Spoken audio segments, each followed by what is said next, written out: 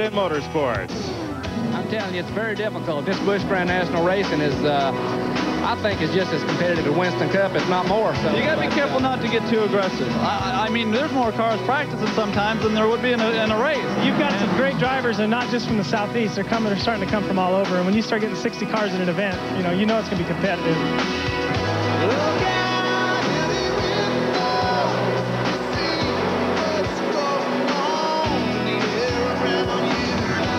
What's been going on is full contact sport. From the time the cars roll off the truck until the checkered flag, Busch Grand National Racing is flat out all the way. I guess it's a tribute to the sport, though. We keep getting more and more cars, more sponsors. The sport's growing. So follow us here on TNN. We know the way to victory lane, and we're headed there next.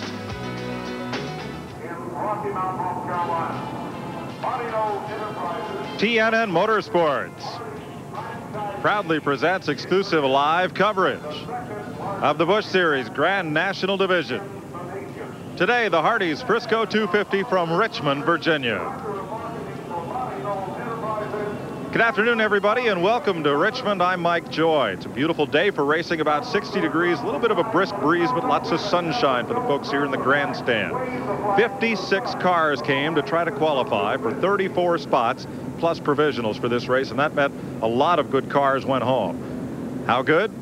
Dale Earnhardt time trialed 45th and failed to qualify for the first time ever in this series, and so did Tommy Houston, the man whose incredible string of consecutive starts ends at 360. And some top cars had to use provisional spots as well. But first, let's go to the front row and meet the guys who'll start there. Here's Glenn Jarrett.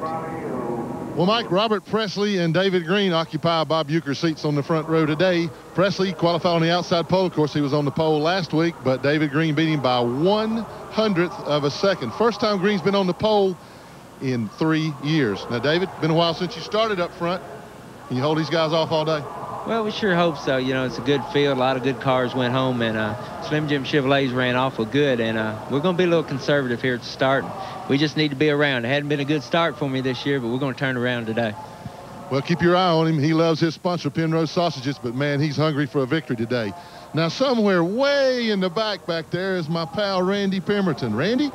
We're way back here, 39th starting position, but we're here with Larry Pearson. Larry, you better not make this a habit. Last week you had to go home. What happened in qualifying?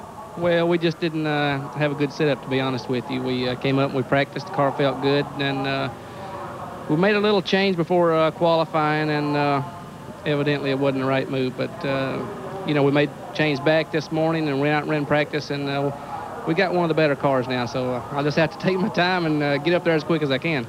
Okay, he's a two-time series champion in this division. For the record, he's on Goodyear tires. Mike?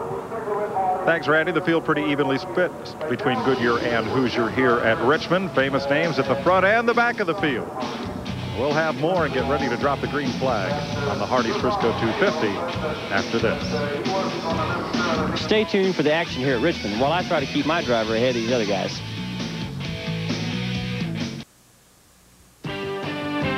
Today's exclusive TNN coverage of the Hardees Frisco 250 from Richmond is brought to you by Smooth Busch Beer and Easy Drinking Busch Light.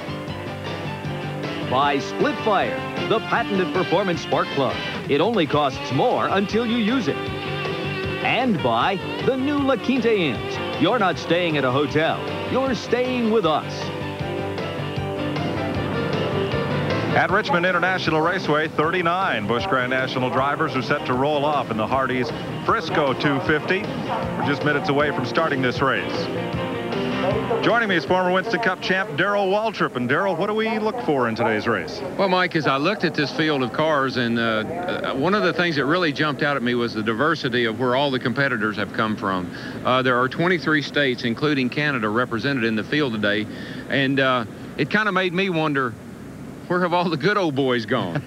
Well, there's a couple on the front row, but it gets pretty scattered from there back. In fact, the fast cars are scattered all the way through this field. Yeah, Mark Martin, I observed practice this morning. Mark Martin is by far and away probably the quickest car I caught in practice today, and he's starting 22nd. We have a camera in this car, so we'll be able to keep up with his progress, which I think will be interesting to see how he does. Also, the Hoosier Goodyear thing again this week. So we have a lot to watch today. Well, it'll be an anything goes kind of race, we expect, that's for sure. Let's bring you up to speed on what's been happening in the first 2 races of the Busch Grand National Series. Here's the Haviland update.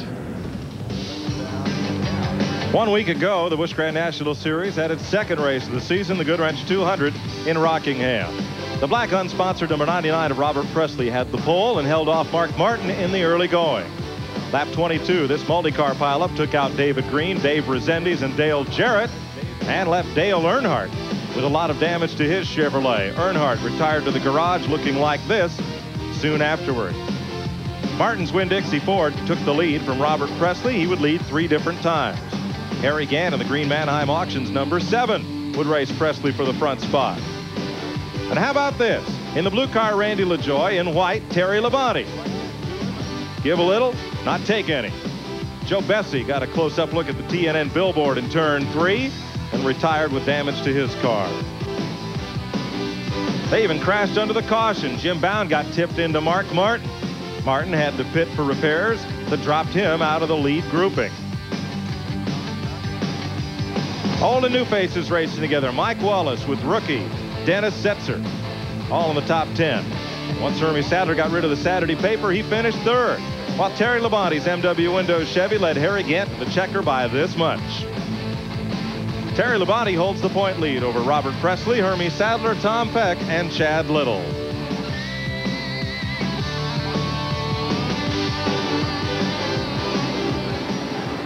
That's the way things stand coming here to Richmond International Raceway. This fast 3/4 mile oval. It'll play host to the Busch Grand National and Winston Cup and a lot of different racing series this season.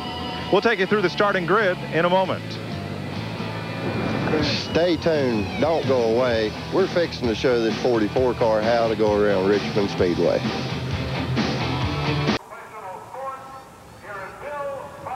Introducing the Grand Marshal of Fire Engines here at Richmond. And with the command given, we'll have a look at the starting lineup for today's Hardees Frisco 250. Brought to you by Sears Die Hard. David Green erases Harry Gant's track record set in 1988. Robert Presley, winner here in 92, shares the front row. Joe Nemechek, 1992 Busch champion, inside row 2 in his own car. And Randy LaJoie, who ran 4th last week at Rockingham. In row 3, Kenny Wallace was the runner-up here 2 years ago. He'll start 5th. Jason Keller, youngster from South Carolina, had a great run. He starts 6th. 7th is last week's winner, Terry Labonte, and the current point leader. 8th, the 4-time winner in Busch runs here at Richmond, Harry Gant. Going 9th, Jimmy Spencer makes his 5th Busch Series start at this track. And in the 5th row, Roy Payne has his 2nd straight top 10 qualifying effort. Row number 6, Shauna Robinson has a good qualifying run in the Ed Ferree car. And Dave Rezendes makes his 8th start at Richmond. Row 7, Dennis Setzer finished 9th last week at Rockingham. And Elton Sawyer, who has 4 top 10 finishes here. Row number 8, Hermie Sadler is 3rd in the Busch Series points. And Ronald Cooper makes his first start here since 1990. Tim Fedewa, the sophomore driver from Michigan, shares row number 9 with Randy Porter, who comes back after a hard look into the Rockingham wall last week. Johnny Benson, the defending ASA champion, is in row 10, along with Joe Bessie, who finished 8th here last September. Row 11, Bobby Dotter was 6th here last year, and Mark Martin looks for his 3rd win in a row at Richmond. Row 12, Kirk Shelmerdie makes his 3rd start, and Stevie Reeves, USAC Midget champ. Randy McDonald from Canada in a new car, and Dirk Stevens from the NASCAR Northwest. Kevin LePage from Vermont, and Chad Little, 5th in the point standings. Ricky Craven, last year's point standing runner-up, and Mike Garvey, one of the rookie contenders. Doug Hebron, former modified standout, and Mike Wallace, who is 7th in points. Rodney Combs in the Richard Petty car, and Jim Bound makes his 5th start at Richmond. Tracy Leslie finished 2nd here last September, and Tom Peck 4th in the points. Used provisionals, so did Mike McLaughlin, the former modified champ, and Mike Stefanik makes his 2nd start of the season. Larry Pearson used the champions provisional to take over starting spot number 39.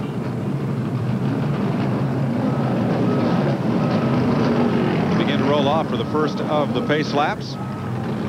And we ride along with Mark Martin today, the Winn-Dixie Ford. There's the race cam over Mark's shoulder.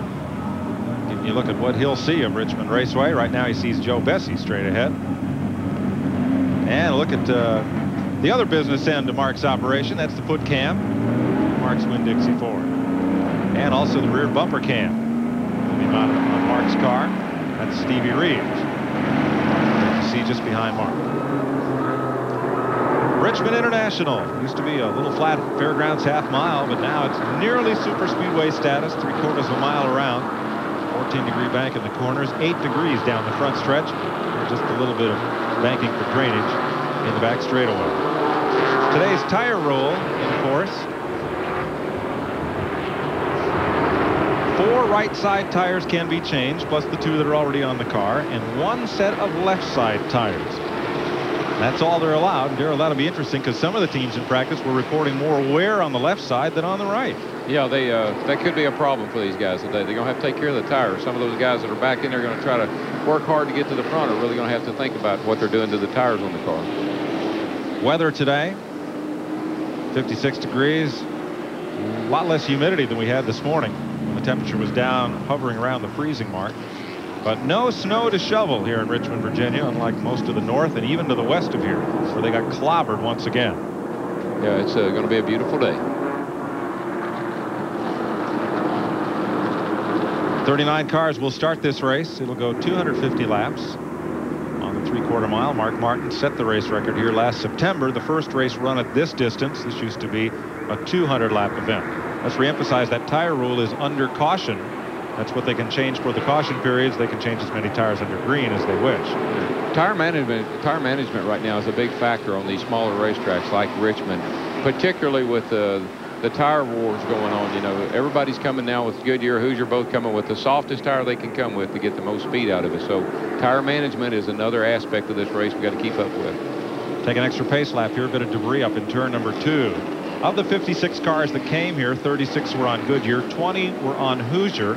And that ratio stayed pretty constant for qualifying in that there are 26 Goodyear-mounted cars in the race and 13 on the Hoosier tires. And that, you know, that's a big change, Mike, because in the past couple of races, it's been all Goodyear and only a couple of 3 cars on Hoosier. The balance is starting to come, and I think we'll see that as we get to some of the smaller racetracks. For more on tires, here's Glenn. Well, guys, I asked several of the pit crews and crew chiefs down here what they look for in tire wear. How long could they go on the tires? Some of them said as much as 70 laps. Some of them said 50 laps. Some of them said the tires went away after 20 laps. Not necessarily tire wear, but the left side tires start graining up, allows the car to push up in the racetrack, makes it feel like the tires are worn out. So they really don't know until they get going for a while. Also, we have a report that Larry Pearson has more problems. Not only not making the race, he also has a tire going down. I really expected to see him come down pit road, but maybe he doesn't know it yet. He was one of 5 drivers who used a provisional spot to get in this field. 4 provisionals plus 1 for a former Busch Series champion, not already qualified, and that's where Larry lines up in the Stanley Tools car. I might make an observation, Mike, that these cars are starting with very, very low air pressure. As little as air in the right side tires is 25 pounds and down to 17 or 18 in the left sides. That makes the car feel very, very funny for a lap or 2, giving a feeling, a false feeling sometime of a flat tire. So we'll have to wait and see for Larry, see what the situation is. Only 1 round of qualifying here, as at Rockingham, a measure instituted by NASCAR to help cut costs, but it has sent a lot of good cars home. Rockingham qualifying was 1 round, 1 lap. Here at Richmond, they had 2 laps of qualifying, but no second round. And we're off. Green flag. For 250 laps, it is Robert Presley assuming command as the field fans out into turn number 1. There's Mark Martin on the move. Next to Stevie Reeves in car number 60. Right now is when those tire pressures are low, and it's going to take a couple laps to get a little heat in the tires. But I tell you, I expect Robert to really pull off from the field right now. Presley in front, David Green in second, Joe Nemechek third, Randy LaJoie in fourth. You know, Mike, right now is you can get on that outside. If your car is hooked up real good, you can really make some forward progress if your car will hook up on the outside, because everybody's really hugging that yellow line right now. Third race that Robert Presley has led at Richmond. Let's show you what happened on the start here. A little replay. Watch Mark Martin in number 60. Ooh, that could do some real damage to the front of that car. I don't know what happened. I'd say Joe Bessie missed a gear on the start of the race, but just for best I can tell, it didn't hurt Mark's car any. Mark Martin moving up to challenge the top 20. There's Bobby Dotter just ahead. You see him taking that outside look, Mike. Right now, like I said, if you can get hooked up on that outside, you can really move forward in a hurry. Martin trying to do that. Bessie is just ahead of him. There's a theory that a lot of racers use about the outside. It is quicker sometimes, but the guy on the inside has the advantage of 4 more wheels if he has a problem. 8 wheels corner better than 4. 8 are better than 4. Right. Bessie now on the bottom, and there's a look out the rear-mounted bumper cam of Mark Martin's car at Bobby Dotter. Go back up front. Have a look at your leaders. There's a change there as Joe Nemechek drops into second spot. He's going to run about 10 or 12 Busch races this year. They painted the car in that shade of blue, and their Atlanta car will be black. They said they ran out of blue paint. Well, he was quick in practice this morning. I tell you, I'm surprised that David Green is hanging with those 2 guys the way he is, because in practice this morning he seemed to be a little slower than they were. Right now he looks as good, but that 20 car is quick and that 8 car is quick also. So the cars that were good in practice this morning are going to the front and taking off and leaving the rest of them. That 8 car, the black car, 5th in line is Kenny Wallace, the TIC Financial Ford. Here's Martin working under Tim Fedowa now for a top 20 spot. Yeah, Mark will march right to the front. I don't think that little bump he took on the start will hurt anything, and that car is quick, and the thing about it, it stays quick. It doesn't slow down. Martin moving on Ronald Cooper out of Georgia in the Johnny Cotton Chevy.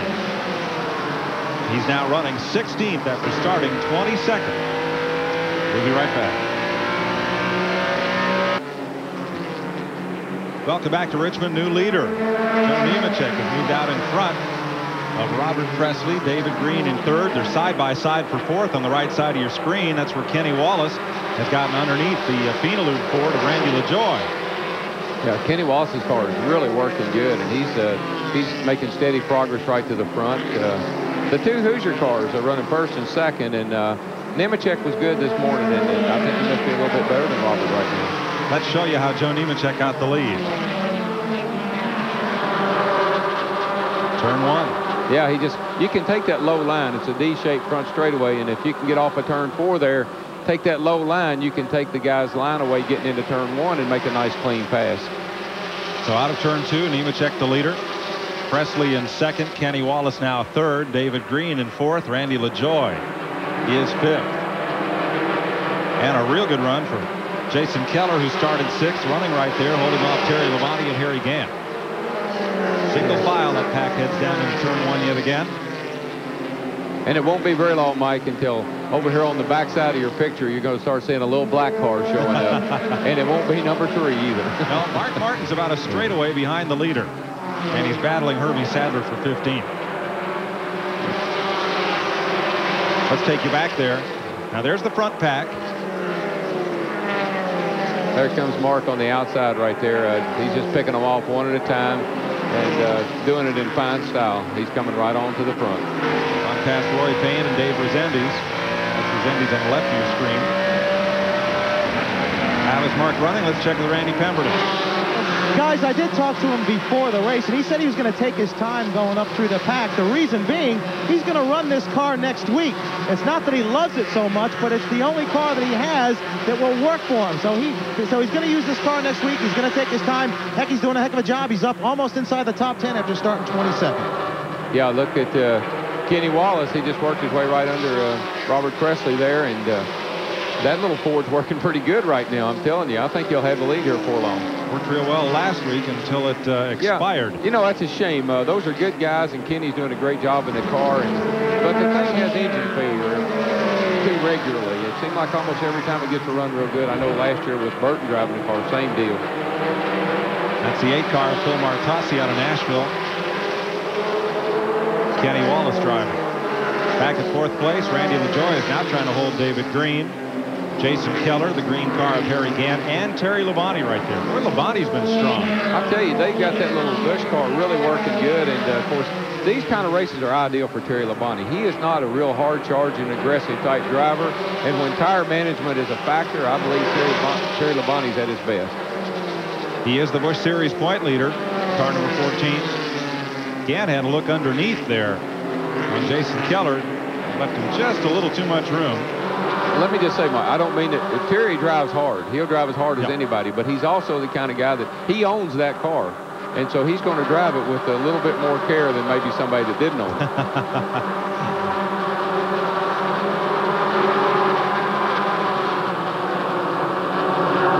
Battle here for 4th place. And that kind of Harry Gant dipping to the inside there. Not this time. No, Harry's on Hoosier tires, and so far it looks like I've got a toss-up between the two tire companies, Goodyear and the Hoosier tires. Both tire companies seem to be doing about the same here right now. Here's another man on the move. Mike Wallace has just gotten through this whole pack of traffic in Barry Owens' FDP Brakes car. He started back in 32nd and is now running up to 15th. Well, that's a great move, and of course, if you get a shot at the right side of that thing, he didn't do it without a little finesse. He worked his way up there. Right, he earned it. He's about 10 seconds behind the leader. That's a good car, and Mike does a good job in it. That car is capable of winning this race. Wallace, the middle of the racing brothers. Here's the battle for 6th place. Harry Gant keeps shoving that nose underneath Jason Keller. Now he's under. Yeah, Harry's car looks like it's running awful well to me. He did in practice this morning, and I got on him last week about that thing skipping on him, that old bad carburetor he had on there. And I think he may have gotten it fixed. Look like he's running awful smooth right now. So far, so good. And our pole setter, he's holding his own pretty well, too. David Green, Owensboro, Kentucky lad there. David Green in 5th place. Oh, up in the wall goes Tom Peck and one other car. That's Mike Stefanik. Stefanik still nursing a fractured ankle from the Daytona crash in the Rexford Galliano Luxeer Ford. I don't think he did it any good then, because he hit that thing pretty hard. We can't see the right side of the car, but it went into the wall pretty hard. That'll be the first caution of the day for Mike Stefanik, former national modified champion. He is the track record holder here at Richmond for all cars. Did it in the NASCAR modified. Let's see if we can figure what happened. It already had. Yeah, it looks like he got the car spun around, and Tom Peck went between he and the wall. So both of them did a really good job for that not to be any worse than this. Well, as I say that, I look at Tom Peck's car, and it took a pretty good lick right there. Stefanik is on pit road. There's been a debris up there. That's the rear bumper cover off Tom Peck's car. Mike, if you watch the modifieds run here, which they do occasionally, and you see Stefanik and Mike McLaughlin, the way they run modifieds around here, you'd think they ought to be able to lap the field in just about anything they set down in. They put on one whale of a show in modifieds here, but both of them, in all honesty, are struggling just a little bit with these Busch cars. Well, the Busch cars are some 700 pounds heavier than the modifieds, and they have narrower tires, a whole different kind of car to drive. We'll talk about that when we come back after this word. Welcome back to Richmond, Virginia. Mike Joy with Darrell Waltrip.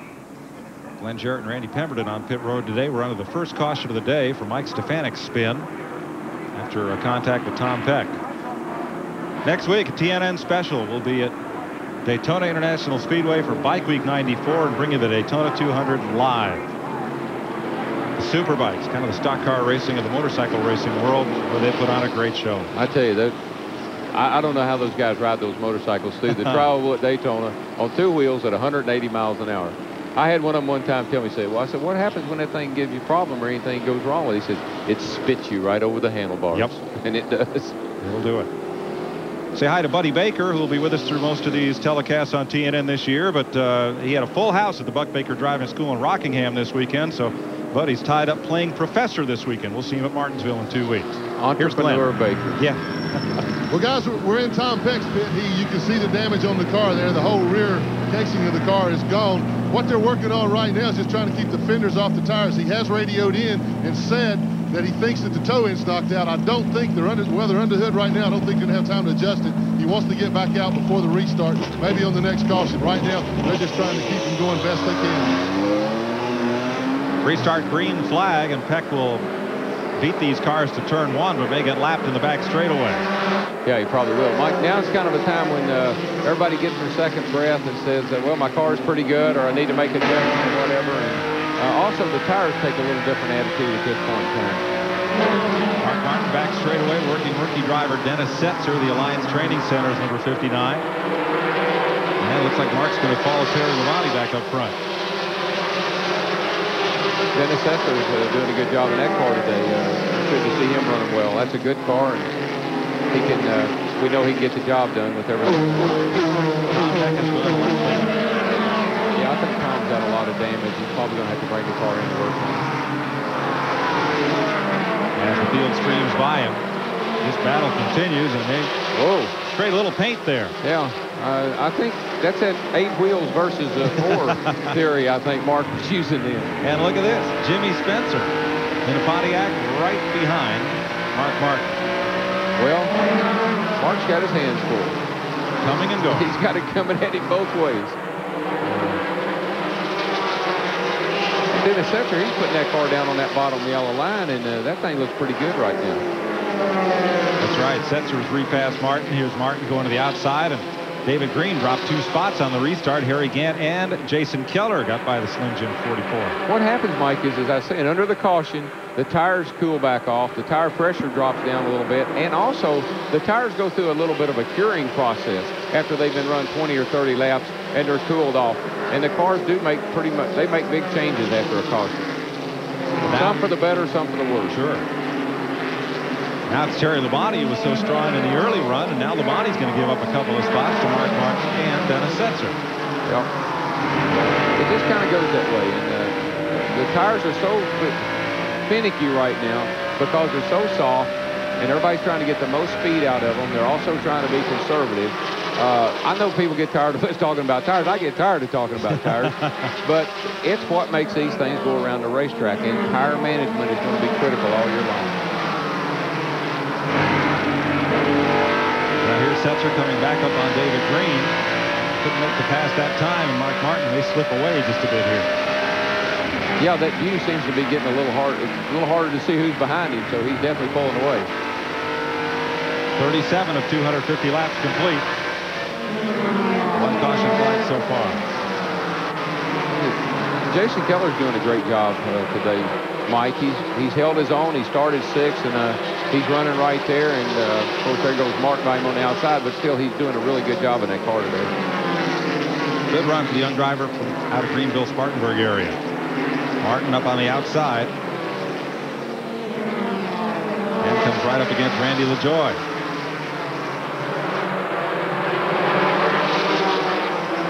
Doesn't waste any time. No, you know, that's the fun part about a car that really is handling well. You can drive it on the outside, you can drive it on the inside, and it just makes racing a lot of fun when you're driving a car like that.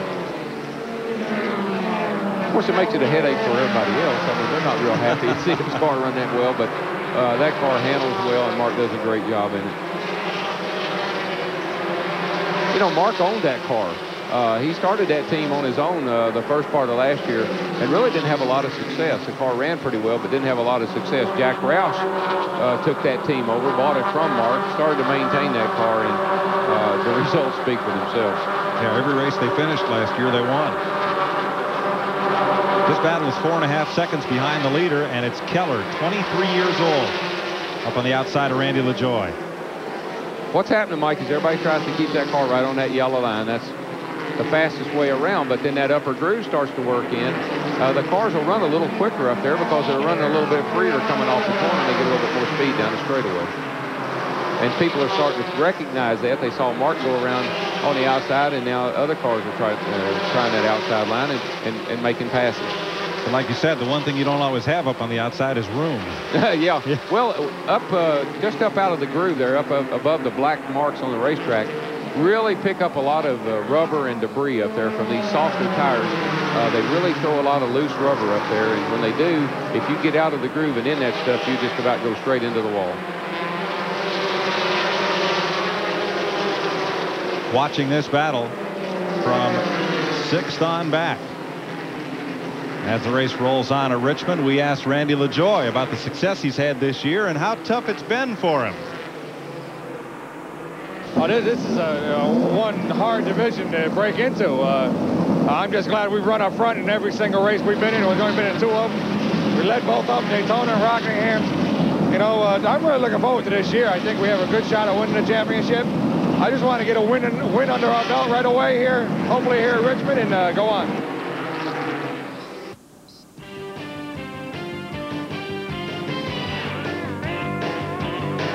TNN's exclusive coverage of the Hardees Frisco 250 is brought to you by Napa.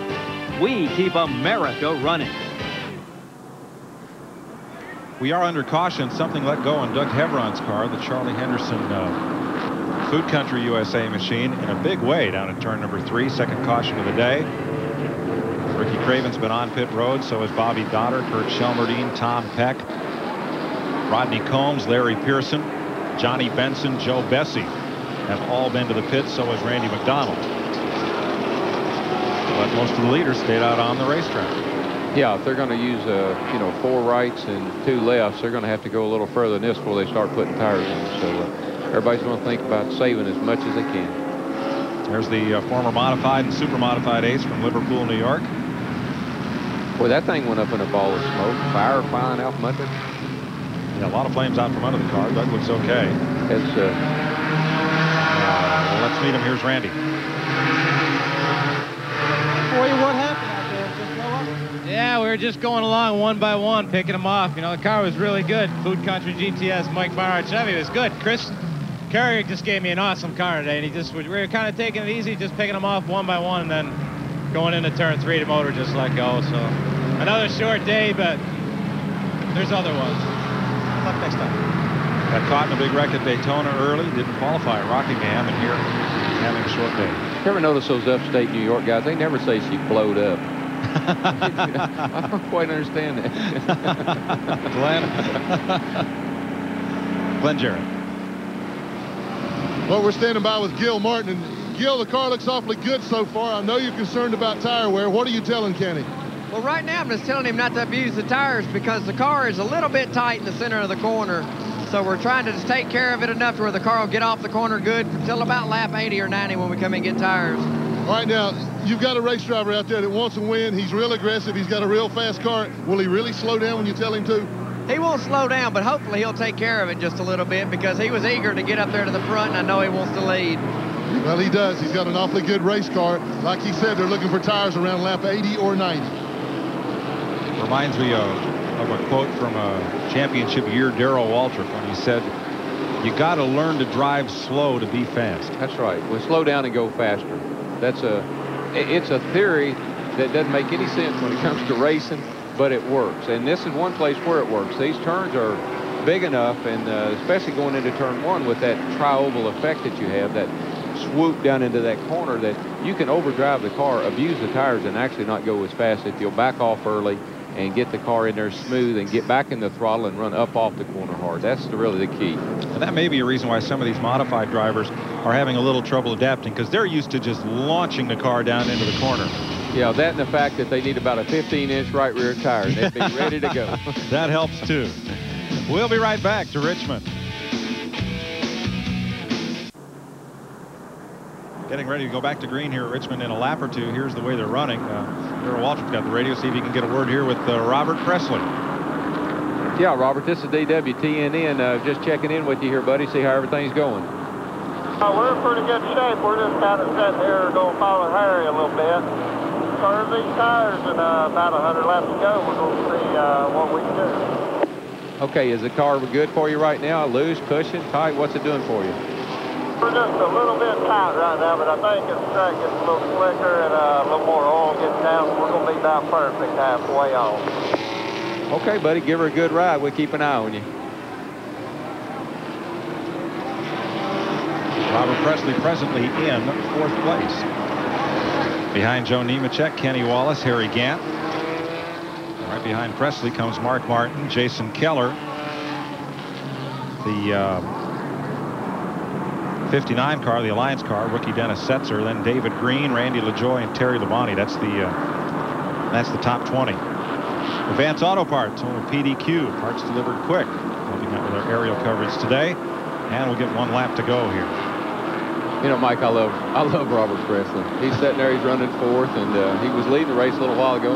How's everything going? Oh, everything's just fine. I have no problems. Does he think we're maybe telling the whole world what's going on? Yeah. You think he might not tell us the truth? He looks like he is in real good shape. He's just one of those calm demeanor kind of guys that does his talking with his right foot in the steering wheel and doesn't let a whole lot bother him. And you have to admit, pretty smart too. Yeah. You notice he said, "I'm going to follow Harry." Yeah, we'll see. That's his new ride, you know. That's right, for next year. Here's Glenn. Well, Mike, Rodney Combs has pulled the black flag Pontiac behind the wall. Rodney, what happened? Well, it's broke the bolts off the balancer, Glenn. Something freak, probably don't happen to anybody all year long, but, you know, I guess this thing's trying to bite us, but it ain't going to get us down. This black flag French's car, 43, is going to win here shortly, so this just makes us more determined. It looks like we might be out for today, but we're going to come back and win. Okay, that's the story, Mike. Thanks, Glenn. We're back under green. Battle for third. Harry Gant gets underneath Kenny Wallace. Didn't look like a lot of underneath was there. Let's make that second place. Second place for Gant. Yeah, and there goes Robert trying to follow Harry, and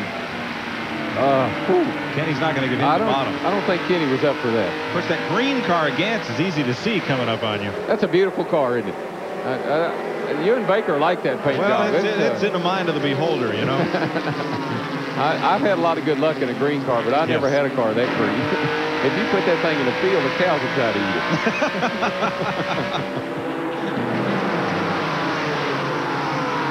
Another near miss for Mark Martin on that restart. That's just Mark's car is just too fast. He gets going too fast, faster than the other guys do. Whoa, that didn't have anything to do with his car there. He got against the fence there.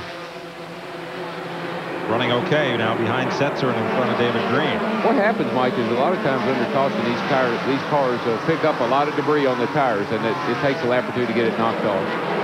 Good battle here.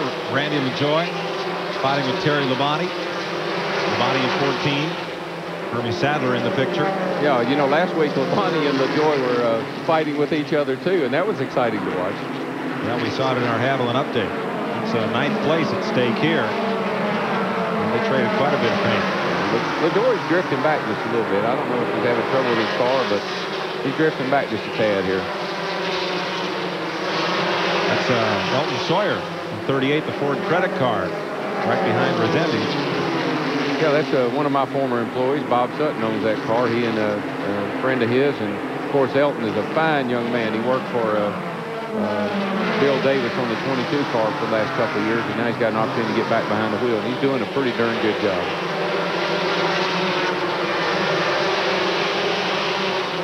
Kevin LePage now around the outside of LaJoie, who continues to drift a little back here.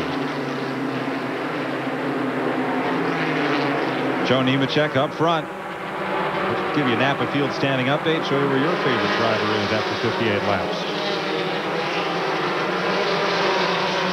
Mark Martin around Jason Keller. I think Mark had a little build-up on those tires, and I think the car's obviously hooked back up now and going to the front again. But we got us a tremendous race back in the field here. Several good runs here. Yeah, you know, right now is when the tires go through that period of transition to where they were real good, to where they're not quite as good as they were, to where in a few more laps they're not going to be good at all. And we're really going to see the complexion of this race change, I believe. Interesting to watch Keller here. The quarter panels of that car are blank. His dad Joe owns the car. It's a family operation. Here's another one. Dirk Stevens out of the Northwest started 26th, and he's climbed up to 8th place. That's an interesting young man. He runs out there in the Northwest Tour. I saw him race at Sears Point and also at Phoenix.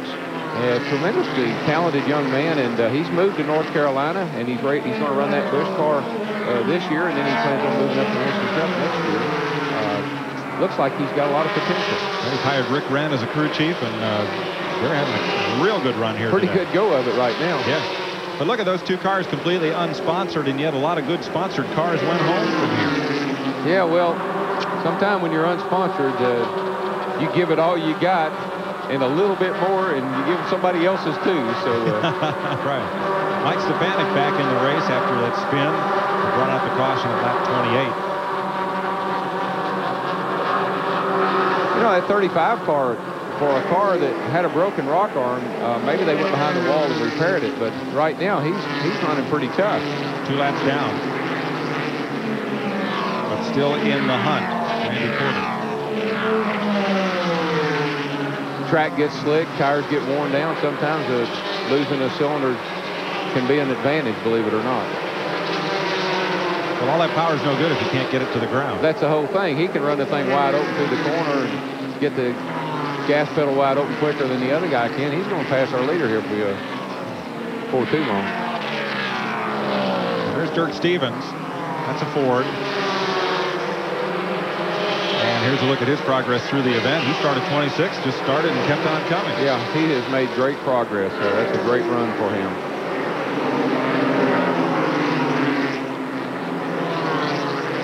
It's funny when you see a car that plain, isn't it? Just a little 15 on the side of it and nothing else. Makes you wonder. But there are a bunch of them. There's David Green working underneath Jason Keller. Boy, did they ever get close. I didn't realize we got that close. Closer. I guess so. They didn't touch, so they're not as close as you can get. I think David Green's driving a good, smart race, too. He's not abusing the car, and he's still right there, kind of holding his own.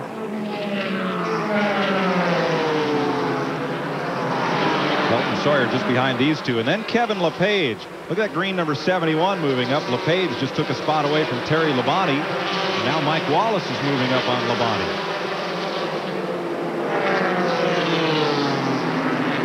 Yeah, Terry's opening the door. There's going to be a whole bunch of them go by him here if he doesn't get that thing back down on the inside. And Dave Resendiz with the T Ford. Yes, Resendiz. Last week I had a terrible time getting his name out, and I know him very well. It's Dave Resendiz. And I apologize, Dave, for not being able to say Resendiz last week, but I was nervous. And you were making me that way. Tim Fido moves up a notch, the Pro Cal Ford, number 55. Another car looking for a major sponsor. Yeah, he's a good young kid, too, and a good, hard driver, and I think he'll find a sponsor. Roy Payne comes to pit road at 72 laps. 2 caution flags, and we're back under green here at Richmond, and we'll be right back.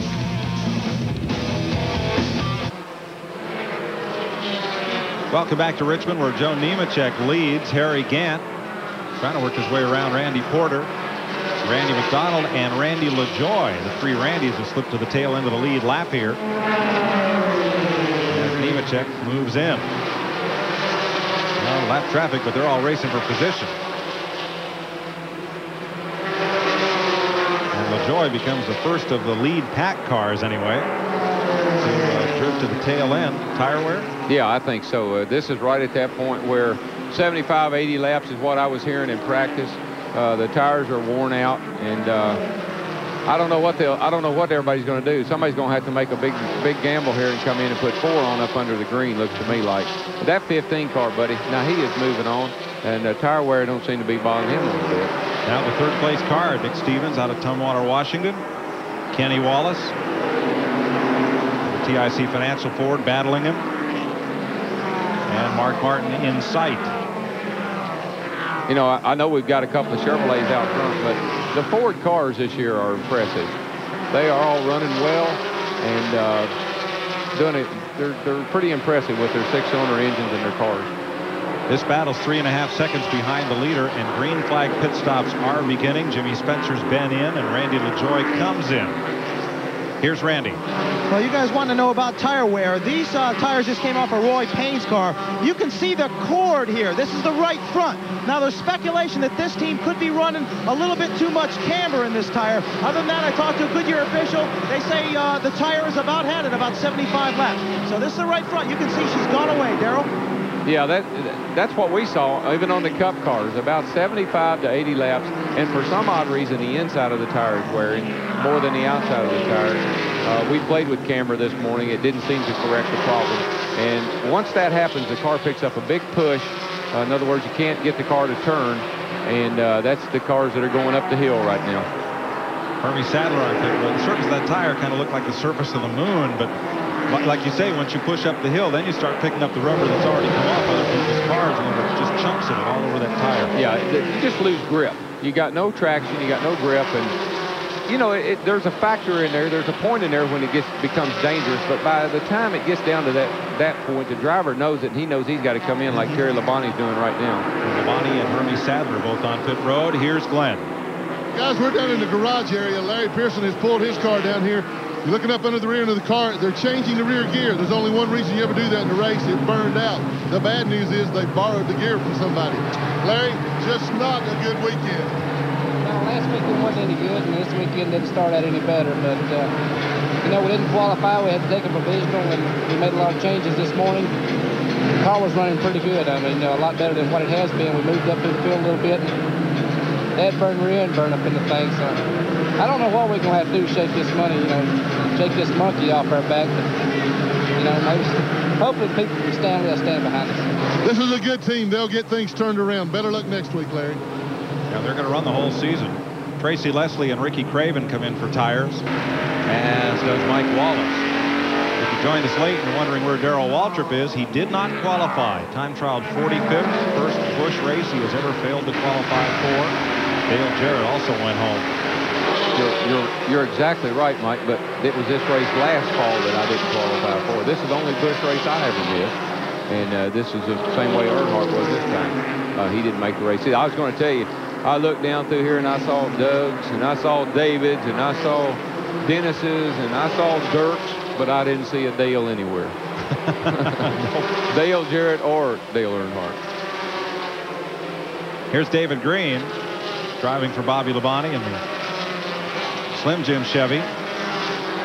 And this should look like most of the pit stops we've seen so far. Yeah, then most everybody will probably take two right side tires just because they can get them on and get in and out a little bit quicker than if they tried to take four right now. Oh, they're going for four. They took around a wedge out of the left rear. Car must, you know, it's a little tight. Of course, he'd be complaining about it being tight with the tire wear. The front of the car just really takes off once the tires go. And the cars that are on new tires are rockets. Oh, yeah, this is really, it's dangerous to the point to where they're so much faster, almost a second faster than the guys that are on worn tires. And it really makes them try to work traffic in a way that just puts you in jeopardy a lot of times. Chad Little comes to pit road as you're watching the leader, Joe Nemechek. He's got Randy Porter right behind him. Porter, his car bogged down on the start of the race. They thought they'd broken a rocker arm, but eventually the engine cleared up, and he's running right with the lead pack. Shauna Robinson there in the Polaroid car. Jason Keller just ahead of the leader. And pretty soon you'll see David Green just drive right by this group and Tracy Leslie because they're on new tires.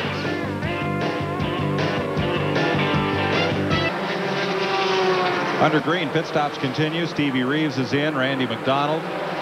Mike McLaughlin. And while we were away, Kenny Wallace, Kevin LePage, Mark Martin, Dennis Setzer, Jason Keller all made pit stops under the green. And right now, the front three cars have one thing in common. Yeah, they're on Hoosier tires, and looks like the wear on the Hoosier cars are just maybe a little bit better than they are on the Goodyears, but they can't give up this much speed very much longer. Even though their cars might not be handling bad or the tires may not be worn out, they're giving up too much track position right now to stay out there very much longer. Tough break for Jason Keller. They had a lot of trouble on the right front of that car, and the pit stop took him 47.5 seconds. Now look at David Green, left side of your screen here in 44 as he moves around Tim Feedaway. He's on new tires, and it's a good bit back to Joe Nemechek. You're right, so the cars on fresh tires are just really sprinting away. They are. If you could keep new tires on your car all the time, you'd be a real hero. That's, you know, this is I guess from NASCAR's perspective and the scorer's perspective, this is kind of a nightmare too. If we didn't have all these computers and everybody up here helping us keep up with who's doing what, well, these green flag pit stops, man, it's hard to know who's leading and who's running where. Dave Resendiz is on pit road, and Mike Stefanik has taken his car behind the wall. You know, Dirk Stevens, he's moved up to second place. That's him. You see going down into turn 1 right there, and that's just a tremendous run for that young man. Stevens going to run up to 20 of the Busch races this season, contend for Rookie of the Year. They now call that the Winston Transcontinental Series that he used to race in back on the West Coast. Wonder why. 7.5 seconds first to second, back to Harry Gant.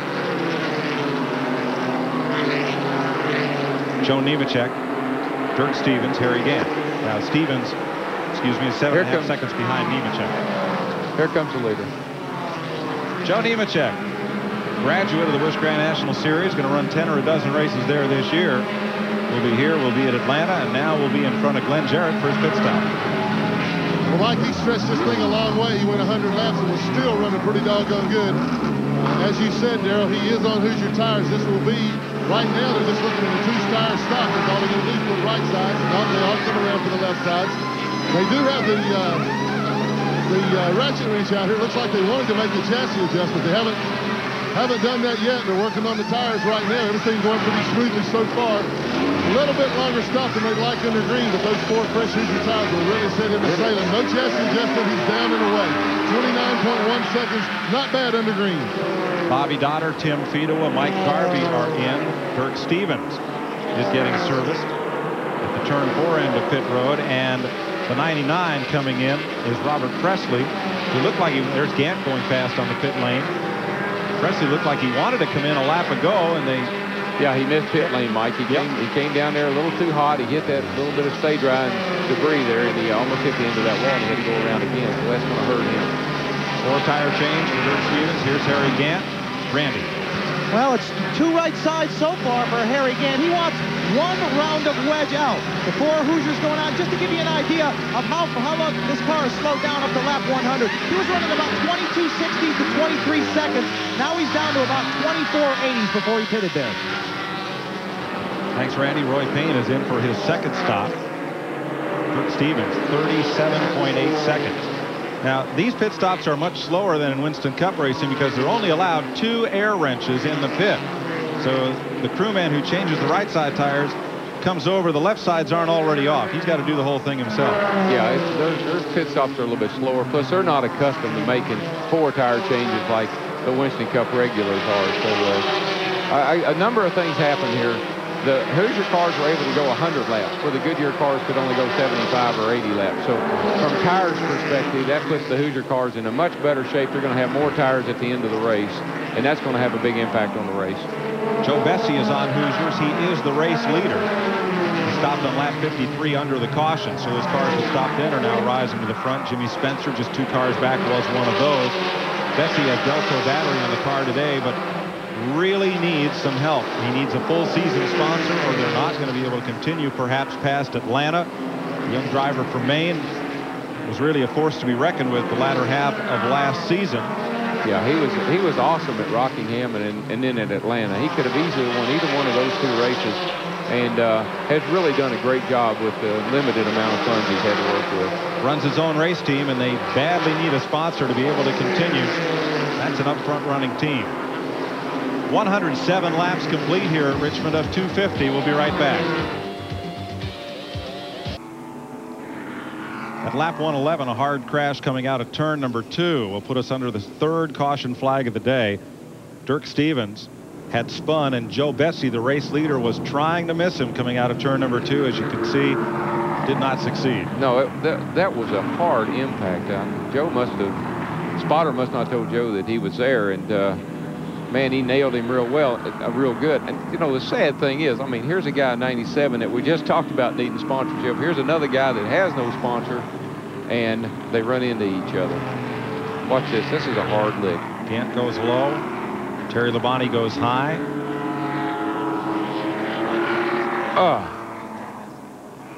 You know, Dirk, it looked like had put the car in gear to back up, Darrell. I think he may have. I think he must have got the car cranked, and it was trying to get the thing backed up out of the way. But Joe looked like he should have been going to the outside, and it looked like he spotter maybe told him that the car was moving and he took the wrong line. Not sure if there was a car. No, there was nobody next to him. No, that's a hard lick. I mean, he hit him running wide open. Well, several cars, you know, got out of shape, but nobody seemed to have a problem until Bessie come around there, and then he just nailed it.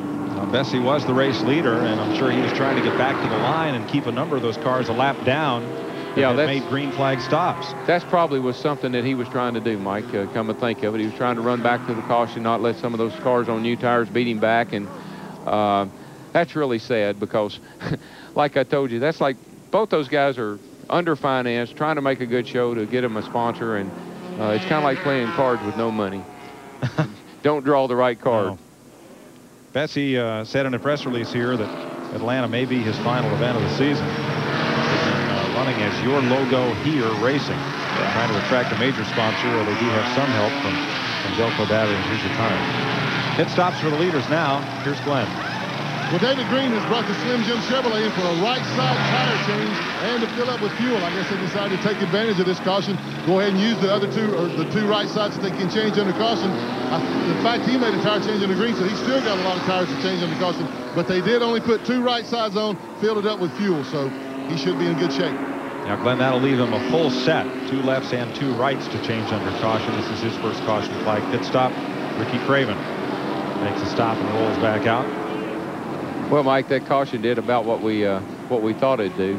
It left only a few guys in the lead lap. What do we got? 6 cars in the lead lap, and 31, 56, 60, 87, and the 7 and the 64 in the lead lap. Everybody else is at least 1 lap down. That's unofficial for NASCAR scoring, but that'll be Tom Peck, Ronald Cooper, Mark Martin, Joe Nemechek, Harry Gant, and Jimmy Spencer on the lead lap. We'll sort it out in a moment. Highway transportation for TNN provided by Cedar Ridge RV Center, Branchville, New Jersey, featuring Winnebago Motorhomes. Call 1-800-988-4884 and find out why Cedar Ridge is the choice of champions. They're cleaning up in turn 2 and got a little bit of confusion as to position of the pace car and some of the drivers who are on the tail end of the lead lap. The leader crashed, Joe Bessie, as part of this caution. The new leader, Tom Peck, we'll try to sort this out here in a moment. 2 weeks from today, no, 2 weeks from tomorrow, we'll be at Martinsville, Virginia. Sunday, March 20th, the Miller Genuine Draft 500 to bring you the Busch Grand National action there. Up at Clay Earl's beautiful short track that thinks it's a super speedway. And why not? A beautiful place to go racing, or feed the ducks, or tend the shrubs, or whatever there is to do. You know, Mike, is always one of my favorite places to race because it's surrounded by grandstand, and you feel like when you take the green flag or you drive off into just a pool of people. They just seem like they're right out on the racetrack with you, and it's one of the best short tracks in the country. Great place to watch a race too if you happen to be around the South Central Virginia area.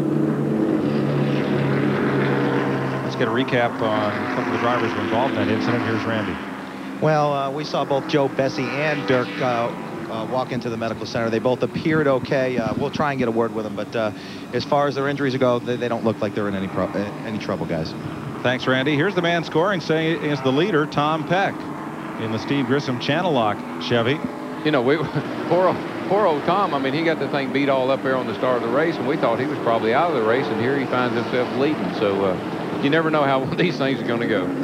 Harry Gant's been in and out of the pit 2 or 3 times, making some pretty radical chassis adjustments. 2 or 3 rounds down right rear, 2 or 3 rounds up left rear. He must have a pretty serious push. And Dennis Sesser's been in the pit here for quite a while. So this caution is certainly shaking things up. Yeah, there may be as few as 4 cars on the lead lap because of all the pitting under green. Here's Glenn. Well, Darrell mentioned that Dennis Setzer is in the pits. He had a really good run going, but they've got a problem with the engine. It seems that the ceramic portion of one of the spark plugs is broken off, and they're having a heck of a time getting the plug out. So he has lost a couple of laps sitting here on pit road under caution. Looks like he may lose a few more. They're not ready anytime soon to put the car down. Tough break for Dennis. He had an awfully good run going. He had one of the fastest cars here all during practice. It was running up in the top of the field, so better luck next week for Dennis. Glenn, NASCAR is checking some of the scorecards, but as we have it, Tom Peck, Ronald Cooper, Mark Martin, and Joe Nemechek on the tail end of the lead lap. Then Chad Little, Kenny Wallace, Mike Wallace, Elton Sawyer.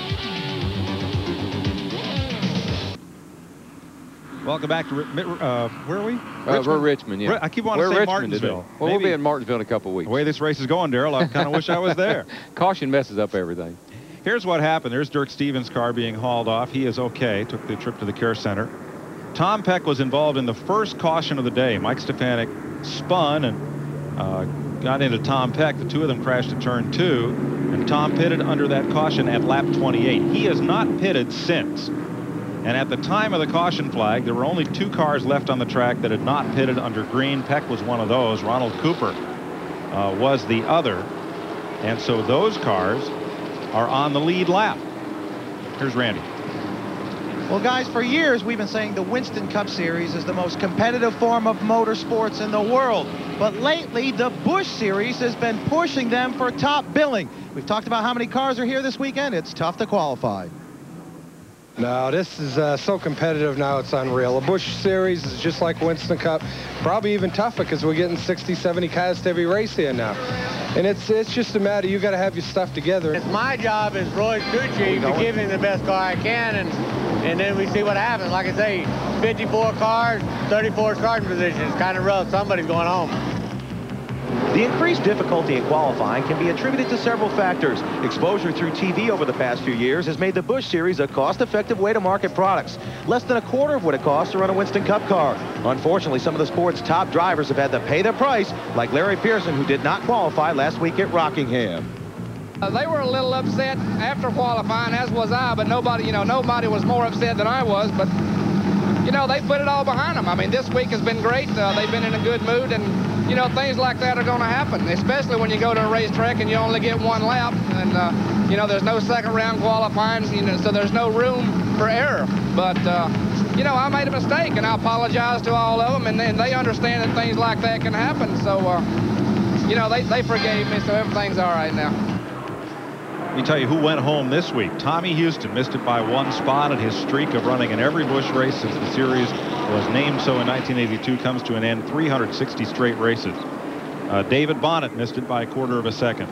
Nathan Butke, Dale Jarrett, Indiana Andy Hillenberg, George Crenshaw, Dale Earnhardt, Patty Moise, Chad Chaffin, Marty Truex, Eddie Goodson, Richard Lassiter, Pat Davison from Delaware, Johnny Smith, Robbie Reiser, Ken Wallace, and Kerry Teague all went home. Yeah. And Johnny Smith, whose car burned up during a practice session. Yeah, those guys, there's about 5 guys in the field that are there because of their point standings from last year, plus Pearson on his champions division. So NASCAR does a great job, Mike, of trying to get everybody they can into the field. The fields are limited, the numbers are set, but they have the provisionals and they have the champions provision as well. So that pays dividends sometimes. Let's update you on Tom Peck's progress and how he came to the lead. Let's go to the pits. Well, this is Brian Frazier, his crew chief. And Brian, are you guys really in the lead lap? Yeah, we're in the lead lap. NASCAR right now is trying to decide if we're the only car that's on the lead lap. I mean, we got in that wreck, and then about lap 50, we come in our caution and got 4 tires because the car was, after the little wreck, wasn't real good. I mean, excuse me. We got the tires were pretty good, and then we went back out. And everybody else had to pit under the green, but we think the wreck may have helped the car a little bit. So we believe we're on. They're trying to decide right now if we're the only car on the lead lap or not. Boy, what a turn of events that would be. Well, we had that happen in the Slick 50 series. Andy Hillenberg flipped his Sprinter, made a mess of it, and then came back and won the whole show. Worked better after it got bent. Yeah, well, sometimes you learn. We have a theory at our shop. Sometimes you learn more about the car after it's wrecked. It changes the front end geometry. We take them home and really check them over closely after we wreck one to see what's really wrong with it. Sometimes you find out things that you thought were wrong really help them. It's a real science, isn't it, Mike? Yeah. Wreck the car and fix it. Well, it starts out a precise science. It just doesn't always end up that way. That's right. Here's what scoring is giving us. Tom Peck in the Channel Lock Chevy, number 31. Ronald Cooper in the Johnny Cotton car, number 56. Mark Martin, the Winn-Dixie Ford, and Joe Nemechek in the Nemco Motorsports Chevy are on the lead lap. 1 lap down. Chad Little is 5th. Kenny Wallace is 6th. 7th is Kirk Shelmerdine. 8th is Elton Sawyer. 9th is Terry Labonte. And all those cars are 1 lap down. Well, let me say this, Mike. If Joe Nemechek is on the lead lap, he's on the tail end of the lead lap because 31 is the leader. That's right. And Nemechek's in front of him. So in reality, if 31 could pass the 87, 87 would actually be a lap down, it appears to me. Well, let's show a situation from last week that appeared a little bit similar. As we now get 1 to go. Last week they were lining up for the restart. And you'll see Stevie Reeves gets into the side of Jim Bound trying to get into line. He gets into Mark Martin. Yeah, it cost Mark Martin his chance to win because it damaged the sheet metal and knocked it in on the tire and maybe even cut the tire down. I know he had to make an extra pit stop. So things get very tense right now. Lining up side by side, double file restarts. I'm not a big fan of them, but that's the way they like to do it. Now, Tom Peck has not been on pit road since lap 28, 100 laps ago. It'll show here in just a second. Pace car is in. Joe Nemechek, tail end of the lead lap. Number 87 will bring them down to the green. The leaders are on the inside row. This is where everybody's trying to get to.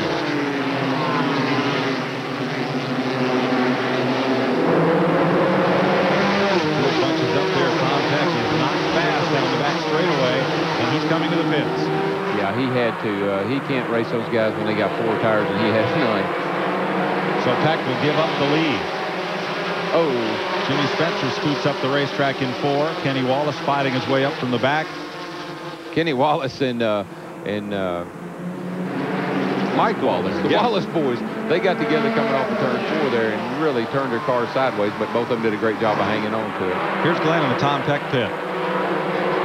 Coming in for a 4-tire change. Brian Frazier wouldn't tell me that a while ago because he didn't want to tip anything off to anybody might be listening in.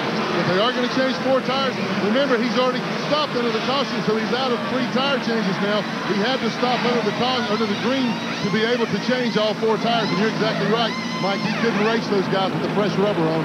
So they took advantage of coming in right after the green flag came out. They're going to get him down in the way here pretty quickly. That's all they got now. He's out of here. Pretty good pit stop. Well, he went a lap down, and, you know, if he was a lap down earlier, maybe it'll work out for him again. Got a car real slow up in the middle of turns 1 and 2, going to cause a tremendous traffic jam here in a second. Chad Little. Yeah. Who's in 5th place. Something happened to that car up in the middle of the turn up there, and he just lost power. I think he also was out of tires, stopped on that early caution and hadn't been in since, Darrell. He's got a flat, we're told. Yeah, something happened to him. He just all of a sudden just slowed way down, and cars were going by him on both sides. Everybody did a great job of getting around him. And Ronald Cooper becomes the race leader. It's been several years since he ran a Busch Series season. And there he is at Johnny Cotton Sportswear. Cooper's only Busch Series win, May 1989, Lanier Raceway, across from the street from Road Atlanta in Gainesville, Georgia. He led the final 66 laps to beat Rob Moroso that day. He's in car 56. I'm totally confused, Mike. Oh, we got a car going high here in the corner, guys. Up 3 and 4. That'll be Stevie Reeves. Just ticks the wall and keeps on. Well, more than ticked it. Yeah. Clabber Girl baking powder. That's the Holman family out of Indianapolis. Well, he just clabbered that old girl. Oh. I think we used that line last week. You've been waiting. I didn't mean to use that. No, you've been waiting. You've been waiting for a week and a half to use that. Maybe I was wanting to use it. That's what it was. Yep. Show you again what happened as we stay green. Stevie Reeves. He just got in on the outside, and there, see all that dust flying up? That's just loose rubber and debris, and when you get into that, you really don't have much control over the car. These sticky, hot tires just cover that. The tires are covered up with that sand and grit, and they just lose control. Well, the question now becomes, what can Ronald Cooper on Hoosiers do with Mark Martin on Goodyears? They're running 1-2. And Joe Nemechek at the tail end of the lead lap is the only other car on the lead lap. Leaders approach turn 3. This pack just behind them. Mark's closing up on Ronald, and Mark, I believe, probably has fresher tires. I don't know when. Did Ronald pit with everybody else? I think he was in under green. I think he was too. His dad owns that race team, Lewis Cooper. Jerry Glanville drove a few races for them. Really, really nice people. Really good people, and Ronald's a great young man, and that's a neat sponsor, Johnny Cotton. Mark Martin closing in. Ronald Cooper at the front. But Ronald has returning to the Busch Series after a couple of years off. Been tougher than you expected. It's about what I expected. You know, this series always been tough. You got the best of the Winston Cup guys, the best of the Busch guys, so it's pretty tough. We've just had a lead change, the 7th of the day. Mark Martin goes back in front, passing Ronald Cooper. And let's show you that pass for the lead. Yeah, Ronald just got a little bit high there in 3 and 4. And old Mark, he just put that thing right on the bottom and drove right under him. And he is also proceeding to drive right on the way from him. Mark has a little bit fresher tires than Ronald does right now. Ronald Cooper made his pit stop at lap 111 and took on 4 tires. That means that all he has left to put on that car under caution are 2 right side tires per the tire rule today. That may not be enough to get the job done. Particularly when somebody like Harry Gann, I understand, is sitting there with all his tires. Everything he's put on to him. So even though he's a lap down, he's got a good arsenal of tires left. Because of where the caution flag fell, there are now just 3 cars in the lead lap. Mark Martin, Ronald Cooper, and Joe Nemechek. So let's give you a Napa Field standing update when we take you all the way back through the field and show you where your favorite driver's running. When we do that, the first 3 cars will be on the lead lap through Nemechek. Now, beginning with Terry Labonte, all these cars are 1 lap down, as you see on the lower right of your screen, all the way back through 19th place. These are cars that were on the lead lap, but the caution flag came out just before the last couple of cars had pitted under green at the end of that sequence. And that put all of these good running cars 1 lap down. And Bobby Dotter is 2 laps down. So there's a group of those cars back to about 27th place. And it certainly did change the complexion of this race. Yeah, it really did, Mike. And the thing that's going to really make the outcome of this race or have an effect on the outcome of this race is who's got tires and who doesn't. And some of these guys have got 2 right sides left. Some guys have a set of rights and a set of lefts left. The guy that can come in here with 100 laps or less to go and put 4 tires on is just about assured of winning this race. Battle here, Darrell, is for 6th place. Elton Sawyer in 38th, the Ford Red Carpet lease Thunderbird. I wonder if they own their race cars or they lease them. Well, that's Ford Motor Credit has something to do with that car, so maybe they just rent them. I don't know. I bet they get good terms. They got a good one today. They ought to keep that one if they are leasing it, because it's a pretty good one. It's running very well. Randy LaJoie at the outside with his 4th position for 6th place. I got to believe Elton's pretty happy with his run today. Qualified very well, and he's very competitive. He's in the top 10 and doing a real good job. And that's a good job for a young man that's been out of the race car for a couple of years. Yes. Nice aerial shot from our helicopter. And also in that top 10, we'll mention Mike McLaughlin's up there after starting in the last row after using a provisional 1 lap down. This is a tight little battle right here. We got Hermie and Hermie's 9th in the 25 car. We got Hermie, we got Kenny, and here comes another Wallace, and we got Cravens, and we got Harry Gann, and they're having a whale of a battle. It's Stefani, Mike McLaughlin, not Mike Laughlin. He builds cars. Yeah. It's I keep getting that in Jimmy Spencer's new car confused. Yeah, I do too. I couldn't know it was 64 or 34. Painted just like Fiddleton. McLaughlin started last row, and he's right up there battling. 1 lap down, he's in 12th place. Which is he's doing a good job, because they had a hard time getting that car up to speed, and so he's doing a great job to be able to run as well as he is. Johnny Benson up there in the top groove in the Staff America Chevy 74. He just picked the wrong line. It's kind of like being out on the interstate out here when the race is over with and you get in one line and you don't go anywhere, and you jump over in the other and then you don't go anywhere. And he can't pick the right line right now. He's having a hard time figuring out which to be on the inside or the outside. Now Bobby Dotter up there in the higher groove, he is 2 laps down in the 08 DeWalt Tools car. So he's running with this pack, but again, he got a bit out of sequence. These cars are all running pretty well right now. I don't think they're not setting the world on fire because of the tire situation, but by the same token, they all look like they're pretty comfortable and everybody's handling pretty well. They're able to move inside, outside, and race each other without making a lot of contact. Still a ways to go as we watch from the helicopter. 95 laps left to run here.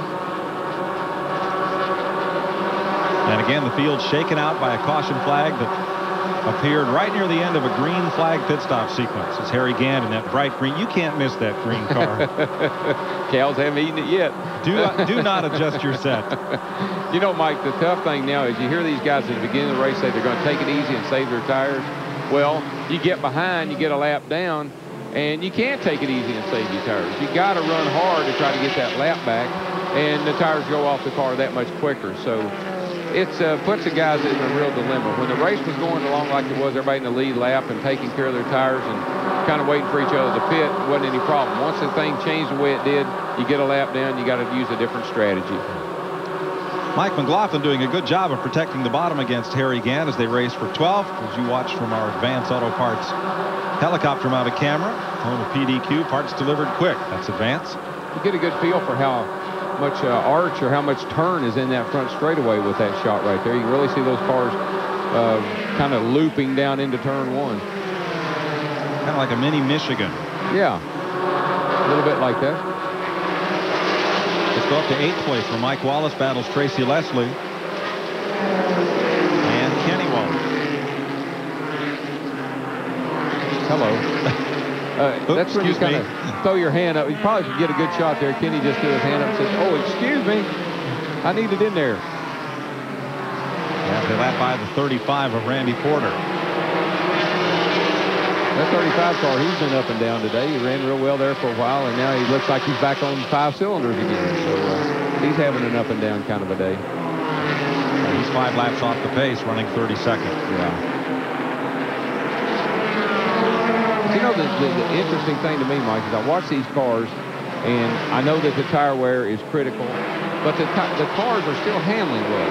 They're not all over the racetrack. They're not sideways. They're not running into each other. Even when the tires seem to go away on the things, they still seem to be handling pretty darn good. You got a guy on the inside, you got a guy on the outside, and they're racing each other clean. For 10th place. For 10th place. 1 lap down. 17 cars, 1 lap down. Larry Pearson's back in the race after changing that rear end, but he's a little slow coming up to speed. 161 laps complete. 89 to go.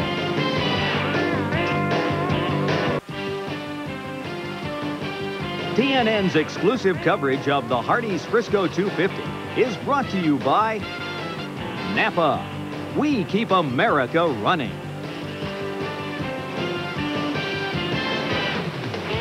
Welcome back. Here's your top 5. The first 3 cars are on the lead lap. Terry Labonte leads a gaggle of cars 1 lap down. Kirk Shelmerdine, the rookie, having by far his best run in 11 racing number 19 in 5th spot. Let's go back to 12th spot as we watch Mark Martin move along there. Tracy Leslie and Ricky Craven. See Johnny Benson in the 74 car. He chose the outside line a while ago. He couldn't get by those guys. He went to the inside. He worked by every one of them, and now they're trying to pass him back. So it's been a real seesaw battle right there between that little group of cars. Now Benson is 21st. He is 2 laps down. Roy Payne comes to pit road. Now here's when we get confused. There's 64 and 34. They look like, brothers and sisters. Yeah. They're identical. Almost. The ones for Hyde Tools on the bottom of McLaughlin's car, you couldn't tell them apart, and they're running 14th and 15th. Yeah. And they're 2 modified drivers, or former modified drivers. 2 former champions of NASCAR's modified division. What a coincidence. Did we have a race here, or what? Let's hope so. Good battle here for 12th spot. Spencer to the outside in the Food City Pontiac. And he's going to take Tracy Leslie. Here's another modified champion, Mike Stefanik, in the 1 car. He's been in and out of the pits all day. Yeah, he spun earlier. He was in that early mishap, I believe, with Tom Peck. Lap 28. Looks like he's got it going a little bit better. They just put tires on it. Then he is going much better. Right. Let's move up to sixth place. Randy LaJoy in the Phenolube number 20. He's chasing Kirk Shelmerdine in 19. Another unsponsored car, the 11 racing car, in fifth, and Terry Labonte in fourth, number 14. You know, Kirk Shelmerdine, that is a story in itself. Here's a guy that worked on the Winston Cup cars, a winning crew chief, championship winning crew chief, and he had the desire to be a race car driver. I think he figured out it's easier to drive than it is to work on them.